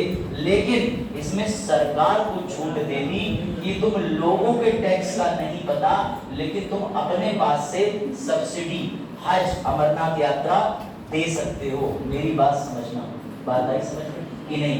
सरकार कहीं से पैसा लाए, लेकिन क्या सरकार हज सब्सिडी, क्या सरकार अमरनाथ यात्रा पे दिया जाने वाला छूट या पैसा रोक सकती है? हाँ रोक सकती है। सरकार ने 2018 में हज सब्सिडी बंद कर दी, अब नहीं देती है सब्सिडी, और सरकार के खिलाफ तुम जा भी नहीं सकते, कोई अनुच्छेद कहीं नहीं रहा कि चले जाओ। अब तुम और इंटरेस्टिंग बात सुनो, एक दिन क्या हुआ, प्रिंस गए जम्मू कश्मीर श्राइन बोर्ड, माता वैष्णो देवी पहुंचे भाई प्रिंस ने वहां पर लाइन में लगे। बड़ा अच्छा एग्जांपल है, कंसेप्ट एक बार में तुम्हें क्लियर हो जाएगा और याद भी आ जाएगा। इधर आके ध्यान देना, साइन बाइन होता रहेंगे, रोक दो 2 मिनट, बस ये सुन लो एग्जांपल, फिर बढ़ जाना। प्रिंस गए माता वैष्णो देवी मंदिर, जम्मू कश्मीर श्राइन बोर्ड वहां सब देखता है, ठीक है। ये लाइन में लगे, जैसे ही लाइन में चलते रहे, ये आगे पहुंचे, उन्होंने तुरंत कहा मंदिर वालों ने, ये लो 150 रुपए की पर्ची, 150 रुपए दो। प्रिंस को तुरंत दिमाग में क्लिक हुआ, प्रिंस ने मुझे वहीं से नेटवर्क ढूंढ के और फोन मिलाया किसी चोटी पे चढ़ के, सर आवाज आ रही? मैंने कहा हाँ। बोले सर बहुत कहते थे अनुच्छेद 27 में टैक्स नहीं लेती सरकार, सर ये जम्मू कश्मीर श्राइन बोर्ड जो है ये सरकारी है। मैंने कहा हाँ। बोले ये कैसे 150 रुपए ले रहा है उससे? मैंने कहा वो प्रिंस अभी भी तुम्हारी आदत नहीं है। बोले क्या? मैंने कहा शब्दों पे गौर देना सीखो, वो तुमसे जो ले रहा है वो है फीस, FEES, फीस माने शुल्क, लेकिन सरकार तुमसे क्या नहीं ले सकती? टैक्स। इसीलिए मंदिरों में, मस्जिदों में, गुरुद्वारे में कहीं तुम्हारी पर्ची जो काटी जा रही है कि तुम एंट्री ले रहे हो, वो वहां प्रबंधन हेतु है, ना कि कोई टैक्स है। डाउट क्लियर हुआ कि नहीं? प्रैक्टिकल चीज से जुड़ो। क्या हुआ अभिषेक? भंडारे के लिए आते हैं, कितने रुपए तो भंडारा, वो तो फर्जी है। जैसे अभिषेक कह रहे हैं कि कुछ लोग आते हैं, अरे दे दो, पता क्या करते हैं, और किसी भी धर्म के लिए आते हैं, वो शाम को तुम्हें एक स्पेशल जगह मिलेंगे शराब पट्टी।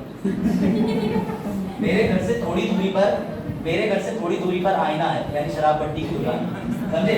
वहां पे मैंने सबको देखा है, पॉलिटिक्स चुनाव के समय नेताओं को, शाम को सरकारी आदमी को छूटने के बाद कुछ महिलाओं को मुंह पे डाटा बांध के, हर प्रकार के वक्त को देखा है। हमारे यहाँ बगल में आते थे, मम्मी ने दिया इतना सारा आटा और 10 का सिक्का नोट दिया, उन्हें आटा तो मैं बेच लिया, 10 के नोट जोड़े, सब गड्डी बनाई, 70 रुपए जो भी जितने का आता भैया उनका रंगीन सादा 70 गई। देखो मेरे घर के पास है, डिब्बे होके आ जाते हैं तो मैं उठा के रेट दे के रख देता हूँ। घूम देखो, तभी राजीव कल से ज्यादा आज घूम रहे हैं। नहीं घूम भी आता है, यस बॉस भी आता है, सोल्जर भी आता है, यस मैडम भी आता है, ठीक है। तो सर कौन सा वाला प्रयोग करें? प्रयोग तुम सब कर चुके हो, कप सिरप उससे बढ़िया कोई नहीं, समझे? कोरेक्स सफेद वाला लगाया, अरे सर आज मन नहीं कर रहा, छुट्टी करो। पता चला कोरेक्स के कारण तुम्हारी और आध्यात्मिक ज्ञान की चक्षु खुल जाए। अब देखो इधर, तो आई होप आर्टिकल 27 तुम्हें क्लियर हो गया होगा कि मंदिर मस्जिदों में जो पर्ची कटती है वो फीस होती है, शुल्क होता है, it is not tax. Clear हुआ? अब आओ अगले और लास्ट आर्टिकल पे, विच इज आर्टिकल 28। और आर्टिकल 28 सबसे बढ़िया बात कहता है, जो तुम्हारे पूरनपुर में साक्षात एग्जाम्पल है। जब मैं दिल्ली से पूरनपुर आता हूँ तो मुझे एक सरदारों का यानी सिख कम्युनिटी का एक पर्टिकुलर स्कूल मिलता है, क्या नाम है उसका? मिलती है। अब मेरी एक बात का जवाब देना जो बिल्कुल लॉजिकल है, फैक्ट है। जब ये आर्टिकल बनाया गया तो इस आर्टिकल को क्यों बनाया गया, कंसेप्ट समझना। मान के चलो, इनको थोड़ी देर के लिए किसी और धर्म का मान लेते हैं, ये है पारसी समुदाय। मेरी बात समझना, भारत में पारसी भी रहते हैं, तो पता है ना, जैसे क्रिश्चियन भी रहते हैं, तो ये पारसी समुदाय के हैं। अब इन्होंने अपने बच्चे को सुबह 8 बजे स्कूल की गाड़ी में बच्चा इनका 3 साढ़े 3 बजे तक घर आया। इन्होंने बच्चे से पारसी भाषा में पूछा, और जब इन्होंने पारसी भाषा में पूछा तो बच्चा बोला, हैं व्हाट आर यू सेइंग? इन्होंने कहा बेटा तुझे पारसी नहीं आती? बोले पापा आप कैसी बातें कर रहे हो, सुबह 8 बजे से साढ़े 3 बजे तक तो मैं रहता हूँ फला फला उस कॉलेज में जो इंग्लिश मीडियम है। अब इन्हें ही सुन के बड़ा दुख हुआ। इन्होंने कहा यार बच्चा पढ़ तो रहा है, पढ़ाना भी जरूरी है, लेकिन ये पारसी भाषा तो भूल ही जा रहा है और अपने धर्म की भाषा भी नहीं सिखा सकते। क्यों? क्योंकि शाम को 5 बजे ये ऑफिस से आ रहे हैं, इनकी बीवी अलग अपना फोन पे घर से बात कर रही है, अरे उन्होंने तो 2000 रुपए नहीं दिए इस महीने के, ठीक है, तो ऐसे चल रहा है सब। तो भाई बच्चे पे कोई ध्यान ही नहीं दे रहा। इस वजह से कोई भी ऐसा वर्ग जो धार्मिक शिक्षा को बढ़ावा देना चाहता हो, सरकार ने उसे छूट दी है कि अनुच्छेद 28 के तहत तुम ऐसे शैक्षिक संस्थान खोल सकते हो जहाँ धर्म का ज्ञान दिया जाए। इसलिए गुरुद्वारा को जो सरदार है या सिख हैं वो गुरुमुखी भाषा वाले स्कूल में बच्चे का एडमिशन करा सकते हैं।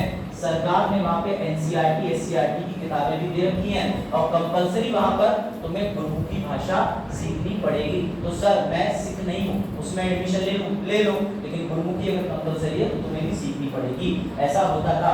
मैं सेंट अलाइशियस कॉलेज पीलीभीत में पढ़ा हूँ, मैंने उर्दू पढ़ी थी क्लास 5, 6, 7, 8 में उर्दू, क्योंकि संस्कृत तो मुझे आती थी, दादाजी ने सिखाई और घर वालों ने इसी उद्देश्य से सिखाई थी कि जब इसके पास चॉइस का ऑप्शन आएगा तो इससे कहीं कुछ और सीख ले। तो मैंने बहुत दिन उर्दू सीखी, लेकिन 8वीं क्लास तक उर्दू के बाद फिर इंटरेस्ट मिट गया। एक समय में मेरी रुचि थी कि उर्दू साहित्य वगैरह में जाऊँ, एक घर वाले बोले बेटा तुम हिंदी ठीक से ही। तो बात समझे, आर्टिकल 28 का लॉजिक समझो कि तुम हो सकता है अपने बच्चे को वो लैंग्वेज जो तुम्हारे स्पेशल धर्म में है वो ना सिखा पाओ, और कॉलेज में बच्चे को भेजोगे वो तो बच्चे रह जाएगा। तो इसीलिए सरकार ने अनुच्छेद 28 के तहत तुम्हें धार्मिक स्कूल खोलने की अनुमति दी। तो सर मदरसा मदरसा मदरसा खोल सकते हैं कि नहीं बताओ? खोल सकते हैं, गुड गुड। लेकिन मध्य प्रदेश 1 नंबर आगे चला गया। अब तुम सुनो मध्य प्रदेश का किस्सा। मध्य प्रदेश ने कहा मदरसा खोलने की बात लिखी, धार्मिक शिक्षा की बात लिखी है, लेकिन ये तो कहीं नहीं लिखा है कि सरकार चाहे तो अपना सिलेबस भी थोप सकती है। मध्य प्रदेश सरकार ने सब मदरसे बंद कर दिए। पता तुम्हें नहीं पता? शिवराज सिंह चौहान अभी 1-2 साल पहले उन्होंने एक सर्कुलर पास करा, शिक्षा खत्म, बोले पढ़ाओ तो सिर्फ एनसीईआरटी, ये कर दिया। अब इस पे सुप्रीम कोर्ट में याचिकाएं पड़ गई। अभी तो कुछ मामले का निस्तारण नहीं आया, लेकिन वो लोग अपनी धार्मिक स्वतंत्रता मांग रहे हैं कि हम तो भाई शैक्षिक संस्थाएं चला रहे हैं, हम मदरसा चलाएंगे, हम अपनी पर्टिकुलर कम्युनिटी के बच्चों को पढ़ाएंगे। लेकिन उन्होंने एक अलग तरीके का षड्यंत्र बताते हुए मदरसे पर रोक लगा दी। तो जो करंट की मुद्दे है ना वो सब तुम्हारे संविधान से ही निकल रहे हैं, लेकिन फर्क इतना है तुम्हें कंसेप्ट नहीं पता है। इस वजह से तुम मुद्दों को समझते हो, यूट्यूब पे देखते हो, वहां तुम्हें वो उल्लू का समझ रहे हो डेड मित्र बता रहा होता है जिसे खुद नहीं पता होता है। समझे बात को? क्लियर हुआ? तो सर आज पहले बार यूट्यूब भी एक्टिवेट नहीं बेटा, उसका काम ही बदल जाता है। DD1 न्यूज़ चैनल भी है, प्रसार भारती भी है, PIB भी है, वो देखा करो। सर डिस्कवरी भी है। आज तक 2 बड़े प्रसिद्ध अखबार है, अमर खबर, दैनिक कलेश। सुना है? सुना है किसी ने? नहीं सुना है? ठीक है। नोट्स में याद रखना, मैंने तुम्हें प्रस्तावना पढ़ाई थी तब भी बताया था, धर्म निरपेक्ष शब्द संविधान में नहीं है। किसी किताब में पढ़ो, ऐसे कट मार देना, वहां लिखा है पंथ निरपेक्ष। तो मैंने अपने नोट्स में कभी यूपीएससी वालों के लिए मेंस का क्वेश्चन आ जाए तो उसका उत्तर लिख दिया है कि पंथ निरपेक्षता क्या कहलाती है। Doubt clear? समस्या क्लियर? खत्म। ये तुम्हें स्लाइड मुझे देनी ही पड़ेगी क्योंकि इसमें पूरा आंसर लिखा है कि पंथ निरपेक्षता है क्या, और फिर भी अगर तुम्हें देखनी हो तो फिर तो छोड़ ही दो। अब तुम्हारे लिए सबसे इंपॉर्टेंट चीज आती है, उससे पहले अभी तो हमारे इस वाले लेक्चर में टाइम है ना थोड़ा, 3:30 पे ये ओवर होगा ना। हाँ, तो हम लोग माइनॉरिटी को कवर कर लेते हैं। मेरा सवाल तुमसे ये है, और अब बड़ा सवाल और आंसर के फॉर्म में चलेगा 15-20 मिनट का लेक्चर, ताकि तुम भी कनेक्ट करो। सवाल मेरा मनोज से ये है कि मनोज ये बताओ अल्पसंख्यक कौन होते हैं? मनोज से पूछा है, समझ रहे हो? तुम लोग वही हो, शादी मनोज की नहीं हम करेंगे, हम बैठा मनोज के उधर पीछे, वैसा मत करो। हाँ, और कोई हाथ उठाओ। अल्पसंख्यक जो है वो बताएं कि अल्पसंख्यक हम क्यों हैं, इसलिए हैं, काय के लिए हैं, बताओ। तब मैं तुम्हें संविधान की परिभाषा से मिलवाता हूँ, क्योंकि तुम्हें पता ही नहीं है। तुम्हें तो बस पापा मम्मी कह दिया हम अल्पसंख्यक, तू भी अल्पसंख्यक, हम पबजी में चिकन डिनर, तू भी चिकन डिनर। ऐसा ही होता है। जाति को घर वाले बताते हैं, वरना व्यक्ति कहाँ बताओगे, और बिना जाति के रहने का मजा ही। हाँ, अल्पसंख्यक कौन होते हैं, माइनॉरिटी कौन होती है? सर माइनॉरिटी 2 ढंग, बताओ बताओ, दिमाग लगाओ। जनसंख्या में कम, जनसंख्या में कम, एक सवाल आया, एक फैक्ट है कि जितनी जनसंख्या में संख्या कम होती है। और कोई वर्गों के हितों का संरक्षण। ये लाइन सुनने में अच्छी लग रही है, लेकिन ये परिभाषा लाइन की परिभाषा, उनका संरक्षण करते हैं, स्पेशल वर्ग का करते हैं, लेकिन उसे माइनॉरिटी बोलते हैं। बताओ बताओ बताओ भैया, कौन होता है माइनॉरिटी? हाँ, भाषा क्या है? ये पॉइंट और ये कह रहे हैं जिस वर्ग के लोग कम होते हैं। मेरे घर में 16 कॉकरोच, माइनॉरिटी बना दो। हम लोग ज्यादा हैं तो कम है, ऐसा नहीं। बताओ और सोचो, और सोचो सर, बचपन से सुन रहे हैं अल्पसंख्यक, माइनॉरिटी, अधिकार। आज तो आपने आपने हमारी खोल दी, आई ड्रॉप बिना डाले। अब हमें माइनॉरिटी को ऐसे देखना पड़ रहा है, लेंस लगा के, तू है तो क्यों है, और वो भी तुमसे अजीत सिंह की आवाज में कह रहा है तू है तुम है। हाँ बताओ, यही तो कनेक्टिविटी है। तू है तो मैं होगा, मतलब तुम मेजॉरिटी में, तभी तो माइनॉरिटी। हाँ भाई बताओ, पसीना पूछते हुए प्रिंस क्या मुस्लिम समुदाय माइनॉरिटी है, पर उसे ही क्यों बनाया? तुम्हें क्यों नहीं माइनॉरिटी बनाया, मुझे क्यों नहीं बनाया? उसका लॉजिक ढूंढो। और माइनॉरिटी बनती है तो किस आधार पे? और इससे भी बड़ा तो क्वेश्चन अब आ रहा है। अब जब इसका उत्तर दे पाओगे तब तक तुम्हारे सर पे 25 किलो की ईंट और रख दूंगा। उनकी संख्या कम थी, इन्होंने तो नहीं, किसी ने बताया था जनसंख्या, इन्होंने बताया, वो अपने आप ऐसे करती मैं फोटो निकलवाते हैं। हाँ बताओ, क्योंकि वो पिछड़े वर्ग के होते। अच्छा हमें तो पता ही नहीं। गलत जवाब। तुम मेरे पापा के साथ जेबीसी पे हो, तुम्हारी में बहुत सर, बहुत दिन से उनकी चप्पल नहीं उठी। कहेगा सर कितने बुला रहे हो कि बेइज्जती कर रहे हो, दोनों साथ में होंगी। हाँ भाई बताओ इधर से। अभिषेक को बिल्कुल सही नसीहत मिली और प्रैक्टिकली मिली है, पापा से तो प्रैक्टिकली। आओ पापा के कदमों के दर्शन करो। नहीं देखो, जो अपने माँ पापा, गुरु से तो पिटाई छोड़ दो, क्योंकि गुरु तो घर पे लड़के आता था, पराठे जले हुए खा लिए और उनसे कहा सही वाला पराठा सेक दो, तो वो कह रहे क्या है, तो अब जाके बच्चे के सर पे वही तेल वाले हाथ से। तो गुरु की माँ से उन्हें शिक्षा नहीं मिलती, पापा की माँ से शिक्षा है, मम्मी की माँ से मिलती। तो अपनी माता जी से बहुत बेटे, देखो पीएचडी है, पीएचडी वाली महिला बहुत पिटती है, क्योंकि है नौकरी की मेरी तुम्हारे माँ। हाँ बताओ। हाँ भाई नहीं पता, चलो मुबारक हो, मैं बताता हूँ, मुझे पता था तुम्हें नहीं पता होगा। अब सुनो, इससे पहले किसी भी व्यक्ति को अल्पसंख्यक सबसे पहले दो चीजों के बेसिस पे बनाया जाता है, बिल्कुल दिमाग में गांठ बांध लो। इंग्लिश वालों सुनो, एल और आर, लिंग्विस्टिक और रिलीजियस। अब हिंदी वाले सुनो, भाषाई और धार्मिक आधार पर। सर जनसंख्या, हाँ जी, जनसंख्या भी एक तथ्य है, फैक्ट है कि उनकी जनसंख्या कम हो, लेकिन जनसंख्या क्यों कम है? या तो वो कोई विशेष भाषा बोलते हैं, या तो कोई वो विशेष धर्म के हैं, तभी तो जनसंख्या कम है। तो सर माइनॉरिटी का कंसेप्ट आया कहां से? तो तुम्हें मैं मिलवाता हूं नेहरू और लियाकत से। ये रहा माइनॉरिटी का कंसेप्ट तुम्हारे लिए स्पेशल डिमांड पे। सर माइनॉरिटी बन गई इसके लिए। चलो भाई अब सुनो ध्यान से। अब सभी को ये बात समझ आनी चाहिए कि ब्रिटिशर्स ने हमारे साथ फूट करो बताया ना, और राजनीति करो फूट डालो, यही बात है ना, विभाजित करो और फूट डालो, इस तरीके की गेम खेले थे। फूट करो वाली राजनीति के पिता कौन थे? सवाल ऐसे बताओ। डिवाइड एंड रूल के जनक कौन थे? हाँ, डिवाइड एंड रूल के जनक कौन थे? 1909 के अंदर मॉर्ले मिंटो। डलहौजी नहीं, तुम नहीं, दवाई खा के आए किसी भी चीज की, तुमको खाओ मुकम्मल याददाश्त है, इसके साथ दो बढ़िया बना के और मोटी रोटी सब मैं वही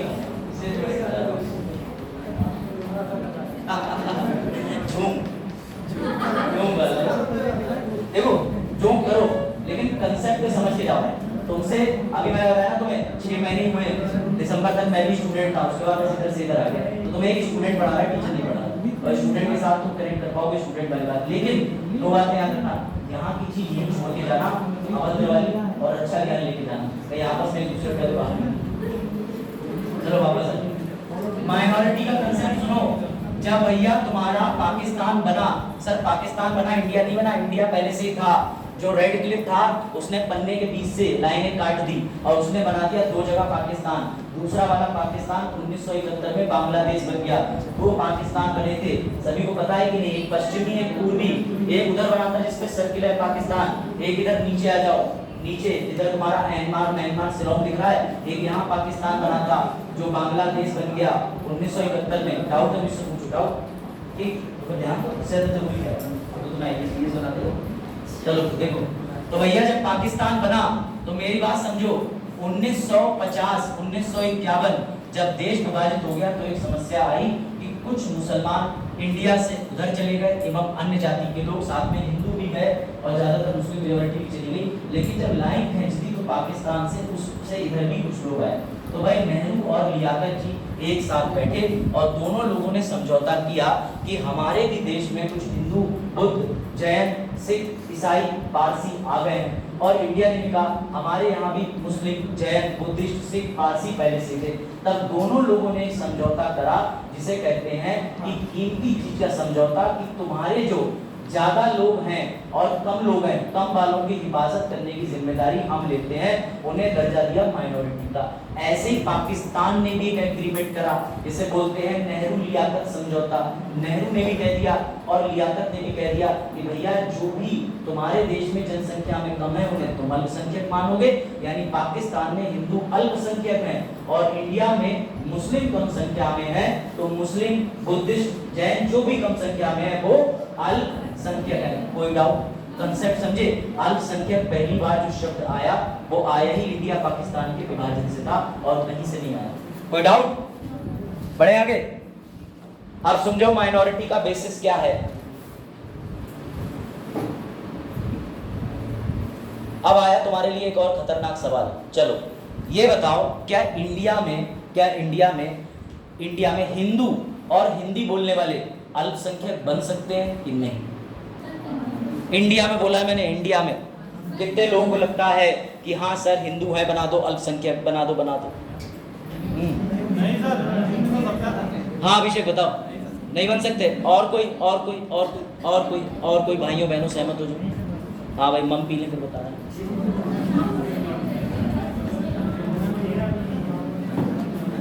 और कोई बताओ, इंडिया के अंदर क्या हिंदी बोलने वाले या हिंदू माइनॉरिटी बन सकते हैं कि नहीं?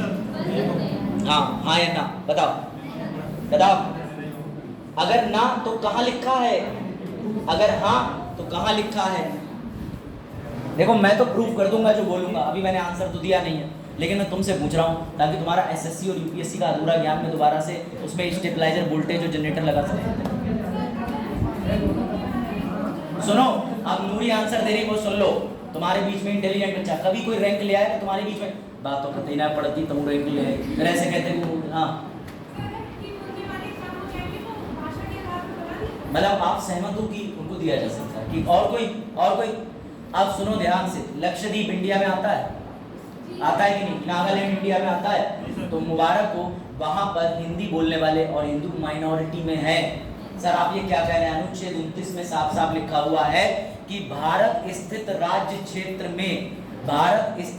क्षेत्र में या किसी भी सीमा या इलाके में अगर अल्पसंख्यक दर्जा देना चाहे तो सरकार दे सकती है। याद रखना, या कल को जो माइनॉरिटी में है उनकी संख्या बढ़ के मेजॉरिटी में हो गई तो उन्हें उस दर्जे से भी बाहर किया जा सकता है। ये बात अपने दिमाग में बिठा लो, लॉजिकल है। क्लियर हुआ कि नहीं? इंडिया के अंदर तुमसे कभी कोई पूछे कि हिंदी या हिंदू को दिया जा सकता है जी, और वो लिखे हैं नाम पंजाबी बोलने वाले ज्यादा हैं, हिंदी कोई नहीं बोलता, तो वहां पे हिंदी बोलने वालों को अल्पसंख्यक बोला जा सकता है भाषाई आधार पे।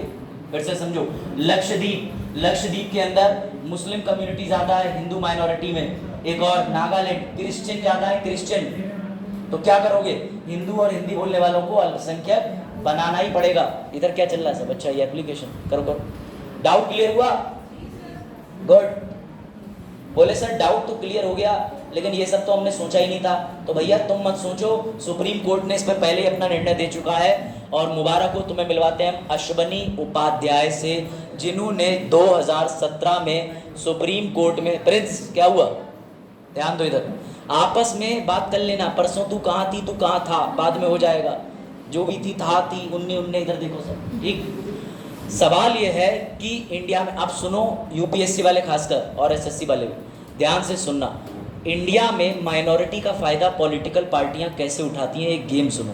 मैं तुमसे पूछ रहा हूँ, माइनॉरिटी का दर्जा कौन देता है भारत के अंदर, किसे अधिकार है कि वो माइनॉरिटी का दर्जा दे दे, बताओ किसे? सेंट्रल गवर्नमेंट को, केंद्र सरकार को। कौन सा अधिनियम? तो ये रहा अधिनियम लिखा हुआ है यहाँ पर, मैं तुम्हें एक्ट दिखा दे रहा हूँ, उसका नाम है एक्ट का इंडिया में माइनॉरिटी एक्ट, और ये रहा माइनॉरिटी, ये लिखा है नेशनल कमीशन माइनॉरिटी एक्ट धारा 2। इसके तहत केंद्र की सरकार, अब मुझे तुम एक बात बताओ, केंद्र की सरकार को चुनाव से पहले लगा कि हमें इस कम्युनिटी को अल्पसंख्यक बनाने से फायदा है, वोट बढ़ जाएंगे, तो क्या सरकार अपने फायदे के लिए इस्तेमाल कर सकती है कि नहीं? मुबारक हो, तुम समझ गए। दिल्ली के सीएम पे लगने वाले आरोप कि बांग्लादेशी जो दिल्ली में आए उन्हें विशेष माइनॉरिटी में दर्जा दिया, जनसंख्या दिखाई, वोट लिया, समझे आरोप, कनेक्शन समझे कि नहीं? रोहिंग्या विवाद इसी से कनेक्टेड है।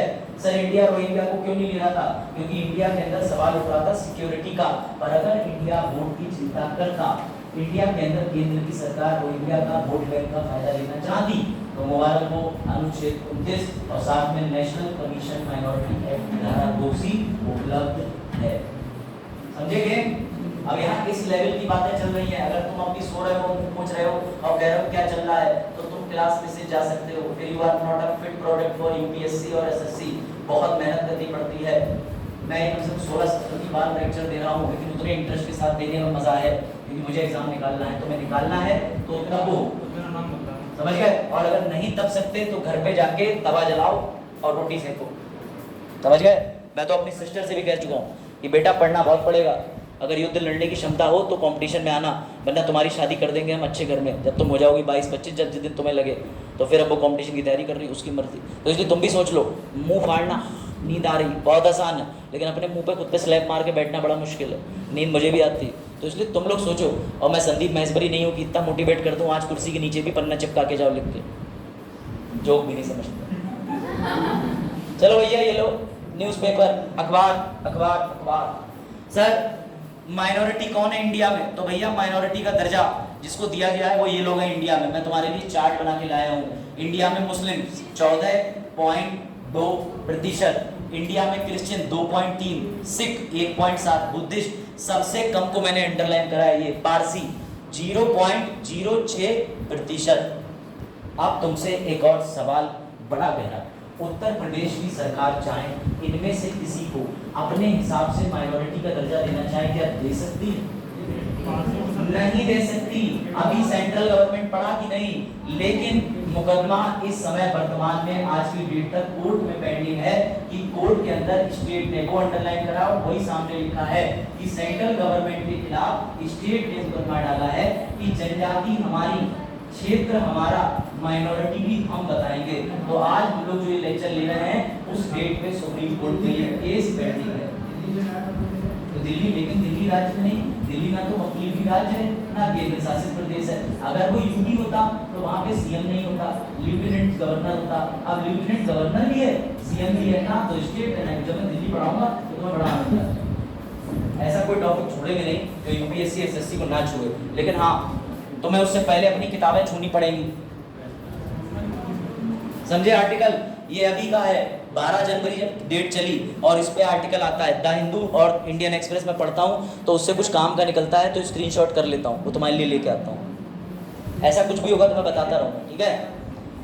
अब सबसे बड़ी समस्या जो तुम लोग नहीं बता पा रहे थे, सरकार से पूछा कि माइनॉरिटी की परिभाषा बताओ, तो सरकार बोली भाषा और धर्म जो संविधान में लिखा है, लेकिन सुप्रीम कोर्ट ने कहा कि एक परिभाषा बनाओ, ऐसे परिभाषा से काम नहीं चलेगा। इसलिए सबसे बड़ी प्रॉब्लम यही है कि माइनॉरिटी की कोई परिभाषा किसी विधि में कहीं नहीं लिखी। बाबा साहिब अनुच्छेद 29 में सिर्फ माइनॉरिटी एक ही बार लिख के गए, पूरे संविधान में कहीं माइनॉरिटी लिखा ही नहीं। हम तो बस मान ले रहे हैं कि भाषा और धर्म के आधार पे, लेकिन समस्या है माइनॉरिटी की कोई परिभाषा ही नहीं। तभी तो तुम लोग 5 मिनट तक घोड़े गधे बन गए, सर बेइज्जती। समझे? बाद में सब घर जाके समझ आएगी जब आईने के सामने पहुंचोगे। मतलब सर हमें तो घोड़े को गधे बना दिया आपको कभी ध्यान नहीं दिया मतलब किधर इधर? अच्छा देखो अभिषेक अनुच्छेद 14 को छू गए। चलो कोई देखो भाई, लड़कों को कह सकते हैं क्योंकि ऐसा है, लड़कियां घर जाके मैसेज डाल देंगी, कल तुम पे निम्न धाराएं लगेगी, आओ तो। लड़के जाते जाते कह देंगे भैया यार हम ही तुम्हारे समय कहते रहते हैं, तो समझे? चलो फिलहाल वापस आ जाओ। अब आर्टिकल 30 समझो। एक आर्टिकल 30 कुल मिला के आर्टिकल 28 की तरह ही है, और इसमें तुम्हें ज्यादा नहीं घूमना है, बस इतना समझना है कि आर्टिकल 30 भी स्कूल स्थापित करने का अधिकार देता है कि जो भी माइनॉरिटी हैं वो भी अपने पर्टिकुलर शैक्षिक स्कूल बना सकते हैं। अब मैं तुम्हें मिलवाता हूँ एक और प्रैक्टिकल केस से। कितने लोगों ने नाम सुना है सिक्किम मणिपाल यूनिवर्सिटी? कितने लोगों ने कभी इंटरनेट चला रहे हो और लिख के आया हो MBA या डिस्टेंस कोर्स करना हो तो सिक्किम मणिपाल से कर लो घर बैठे? कभी ऐसा कुछ देखा है? देखा है सिक्किम मणिपाल? अब तुम सुनो तो मजा आएगा। सिक्किम मणिपाल जो है, सिक्किम नागालैंड, ठीक है, सिक्किम मणिपाल के साथ में ये हुआ कि उसकी यूनिवर्सिटी है। अब जो लोग सो रहे हैं ना, ये लास्ट केस है 2 मिनट का, फिर एक ब्रेक दे दूंगा तुम्हें, चिंता ना करो, ये केस बड़ा इंटरेस्टिंग है। क्या तुम्हें ये लगता है कि अल्पसंख्यक अपने लिए कोई विद्यालय खोल के सरकार से भी मदद ले लेते हैं और मनचाही फीस भी वसूल के धांधलेबाजी करते हैं, ऐसा तुम्हें लगता है? अभिषेक करण नहीं, हाँ या ना? कर सकते हैं हाँ या ना? लगता है? कितने लोग सहमत हैं कि सर हमने देखा है वो बुद्धिस्ट यूनिवर्सिटी है मुरादाबाद के अंदर, तीर्थंकर महावीरा यूनिवर्सिटी, वो बुद्धिस्ट यूनिवर्सिटी है, वहाँ पे भी ऊपर से कुछ पैसा आता है, उसके कोर्सेज भी बड़े महंगे हैं। तो तुम्हें नहीं लगता कि सरकार भी मदद कर रही है और कोर्स भी बड़े महंगे चल रहे हैं? लगता है? मैं तुम्हें ऐसा ही गेम बताता हूँ, बड़ा इंटरेस्टिंग है। सिक्किम मणिपाल यूनिवर्सिटी के मालिक का नाम है TM पाई, ये लिखा है TM पाई। भैया विदेशी नाम नहीं है, वो इंडिया के ही है, सिक्किम इंडिया में ही आता है, समझ गए ना? सिक्किम की बात हो रही। तो इंडिया में जो सिक्किम है उसे अनुच्छेद 30 के तहत यहाँ पर एक पर्टिकुलर रिलीजियस कम्युनिटी अल्पसंख्यक होने के लिए विश्वविद्यालय खोल दिया गया। अब जब ये विश्वविद्यालय के अंदर जो बच्चों से फीस ले रहे थे वो इतनी ले रहे थे कि बच्चों ने सुप्रीम कोर्ट में केस कर दिया बहुत ज़्यादा कि लाओ हमें पैसे दो। और जो ये डोनेशन थी उसको इन्होंने नाम दिया था कैपिटेशन फीस। कैपिटेशन फीस उसे बोलते हैं जो कॉलेज अपने विशेष होने की वजह से लेता है, समझ गए कि हम तो रिलीजियस वाले हैं, हमें तुम फीस के साथ ये भी दोगे।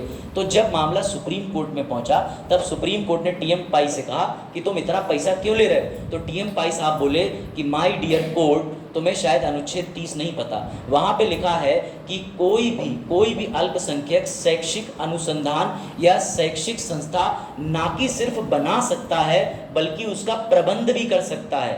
ये दोनों शब्द लिखे हैं, वहाँ लिखा है एस्टेब्लिश और सेकंड वर्ड लिखा है एडमिनिस्टर। अब सुप्रीम कोर्ट ने कहा कि बेटा तुम बिल्कुल ठीक कह रहे हो, लेकिन जो एडमिनिस्टर यानी प्रबंधन वर्ड लिखा हुआ है जिसकी तुमने जमीन पे खोला है वो जमीन भारत की है, और भारत में संपूर्ण जमीन संप्रभु की है, अंशिका की नहीं। संप्रभु मतलब अनुच्छेद 12 के अंदर स्टेट की है, और स्टेट ही ऐसे विश्वविद्यालयों में फीस को नियंत्रित करेगी। तब सरकार ने TM पाई फाउंडेशन को करारा झटका दिया और यूनिवर्सिटी जो कि अल्पसंख्यकों के लिए होती हैं उनमें न्यूनतम फीस निर्धारित कर दी। बात आई समझ में कि सरकार धर्म में, अल्पसंख्यक में, माइनॉरिटी में, मॉरल ऑफ द इस लेक्चर का क्या निकला कि सब में हस्तक्षेप कर सकती है। This is the power of law making government, कोई डाउट? गुड। और ये रहा भैया जादू।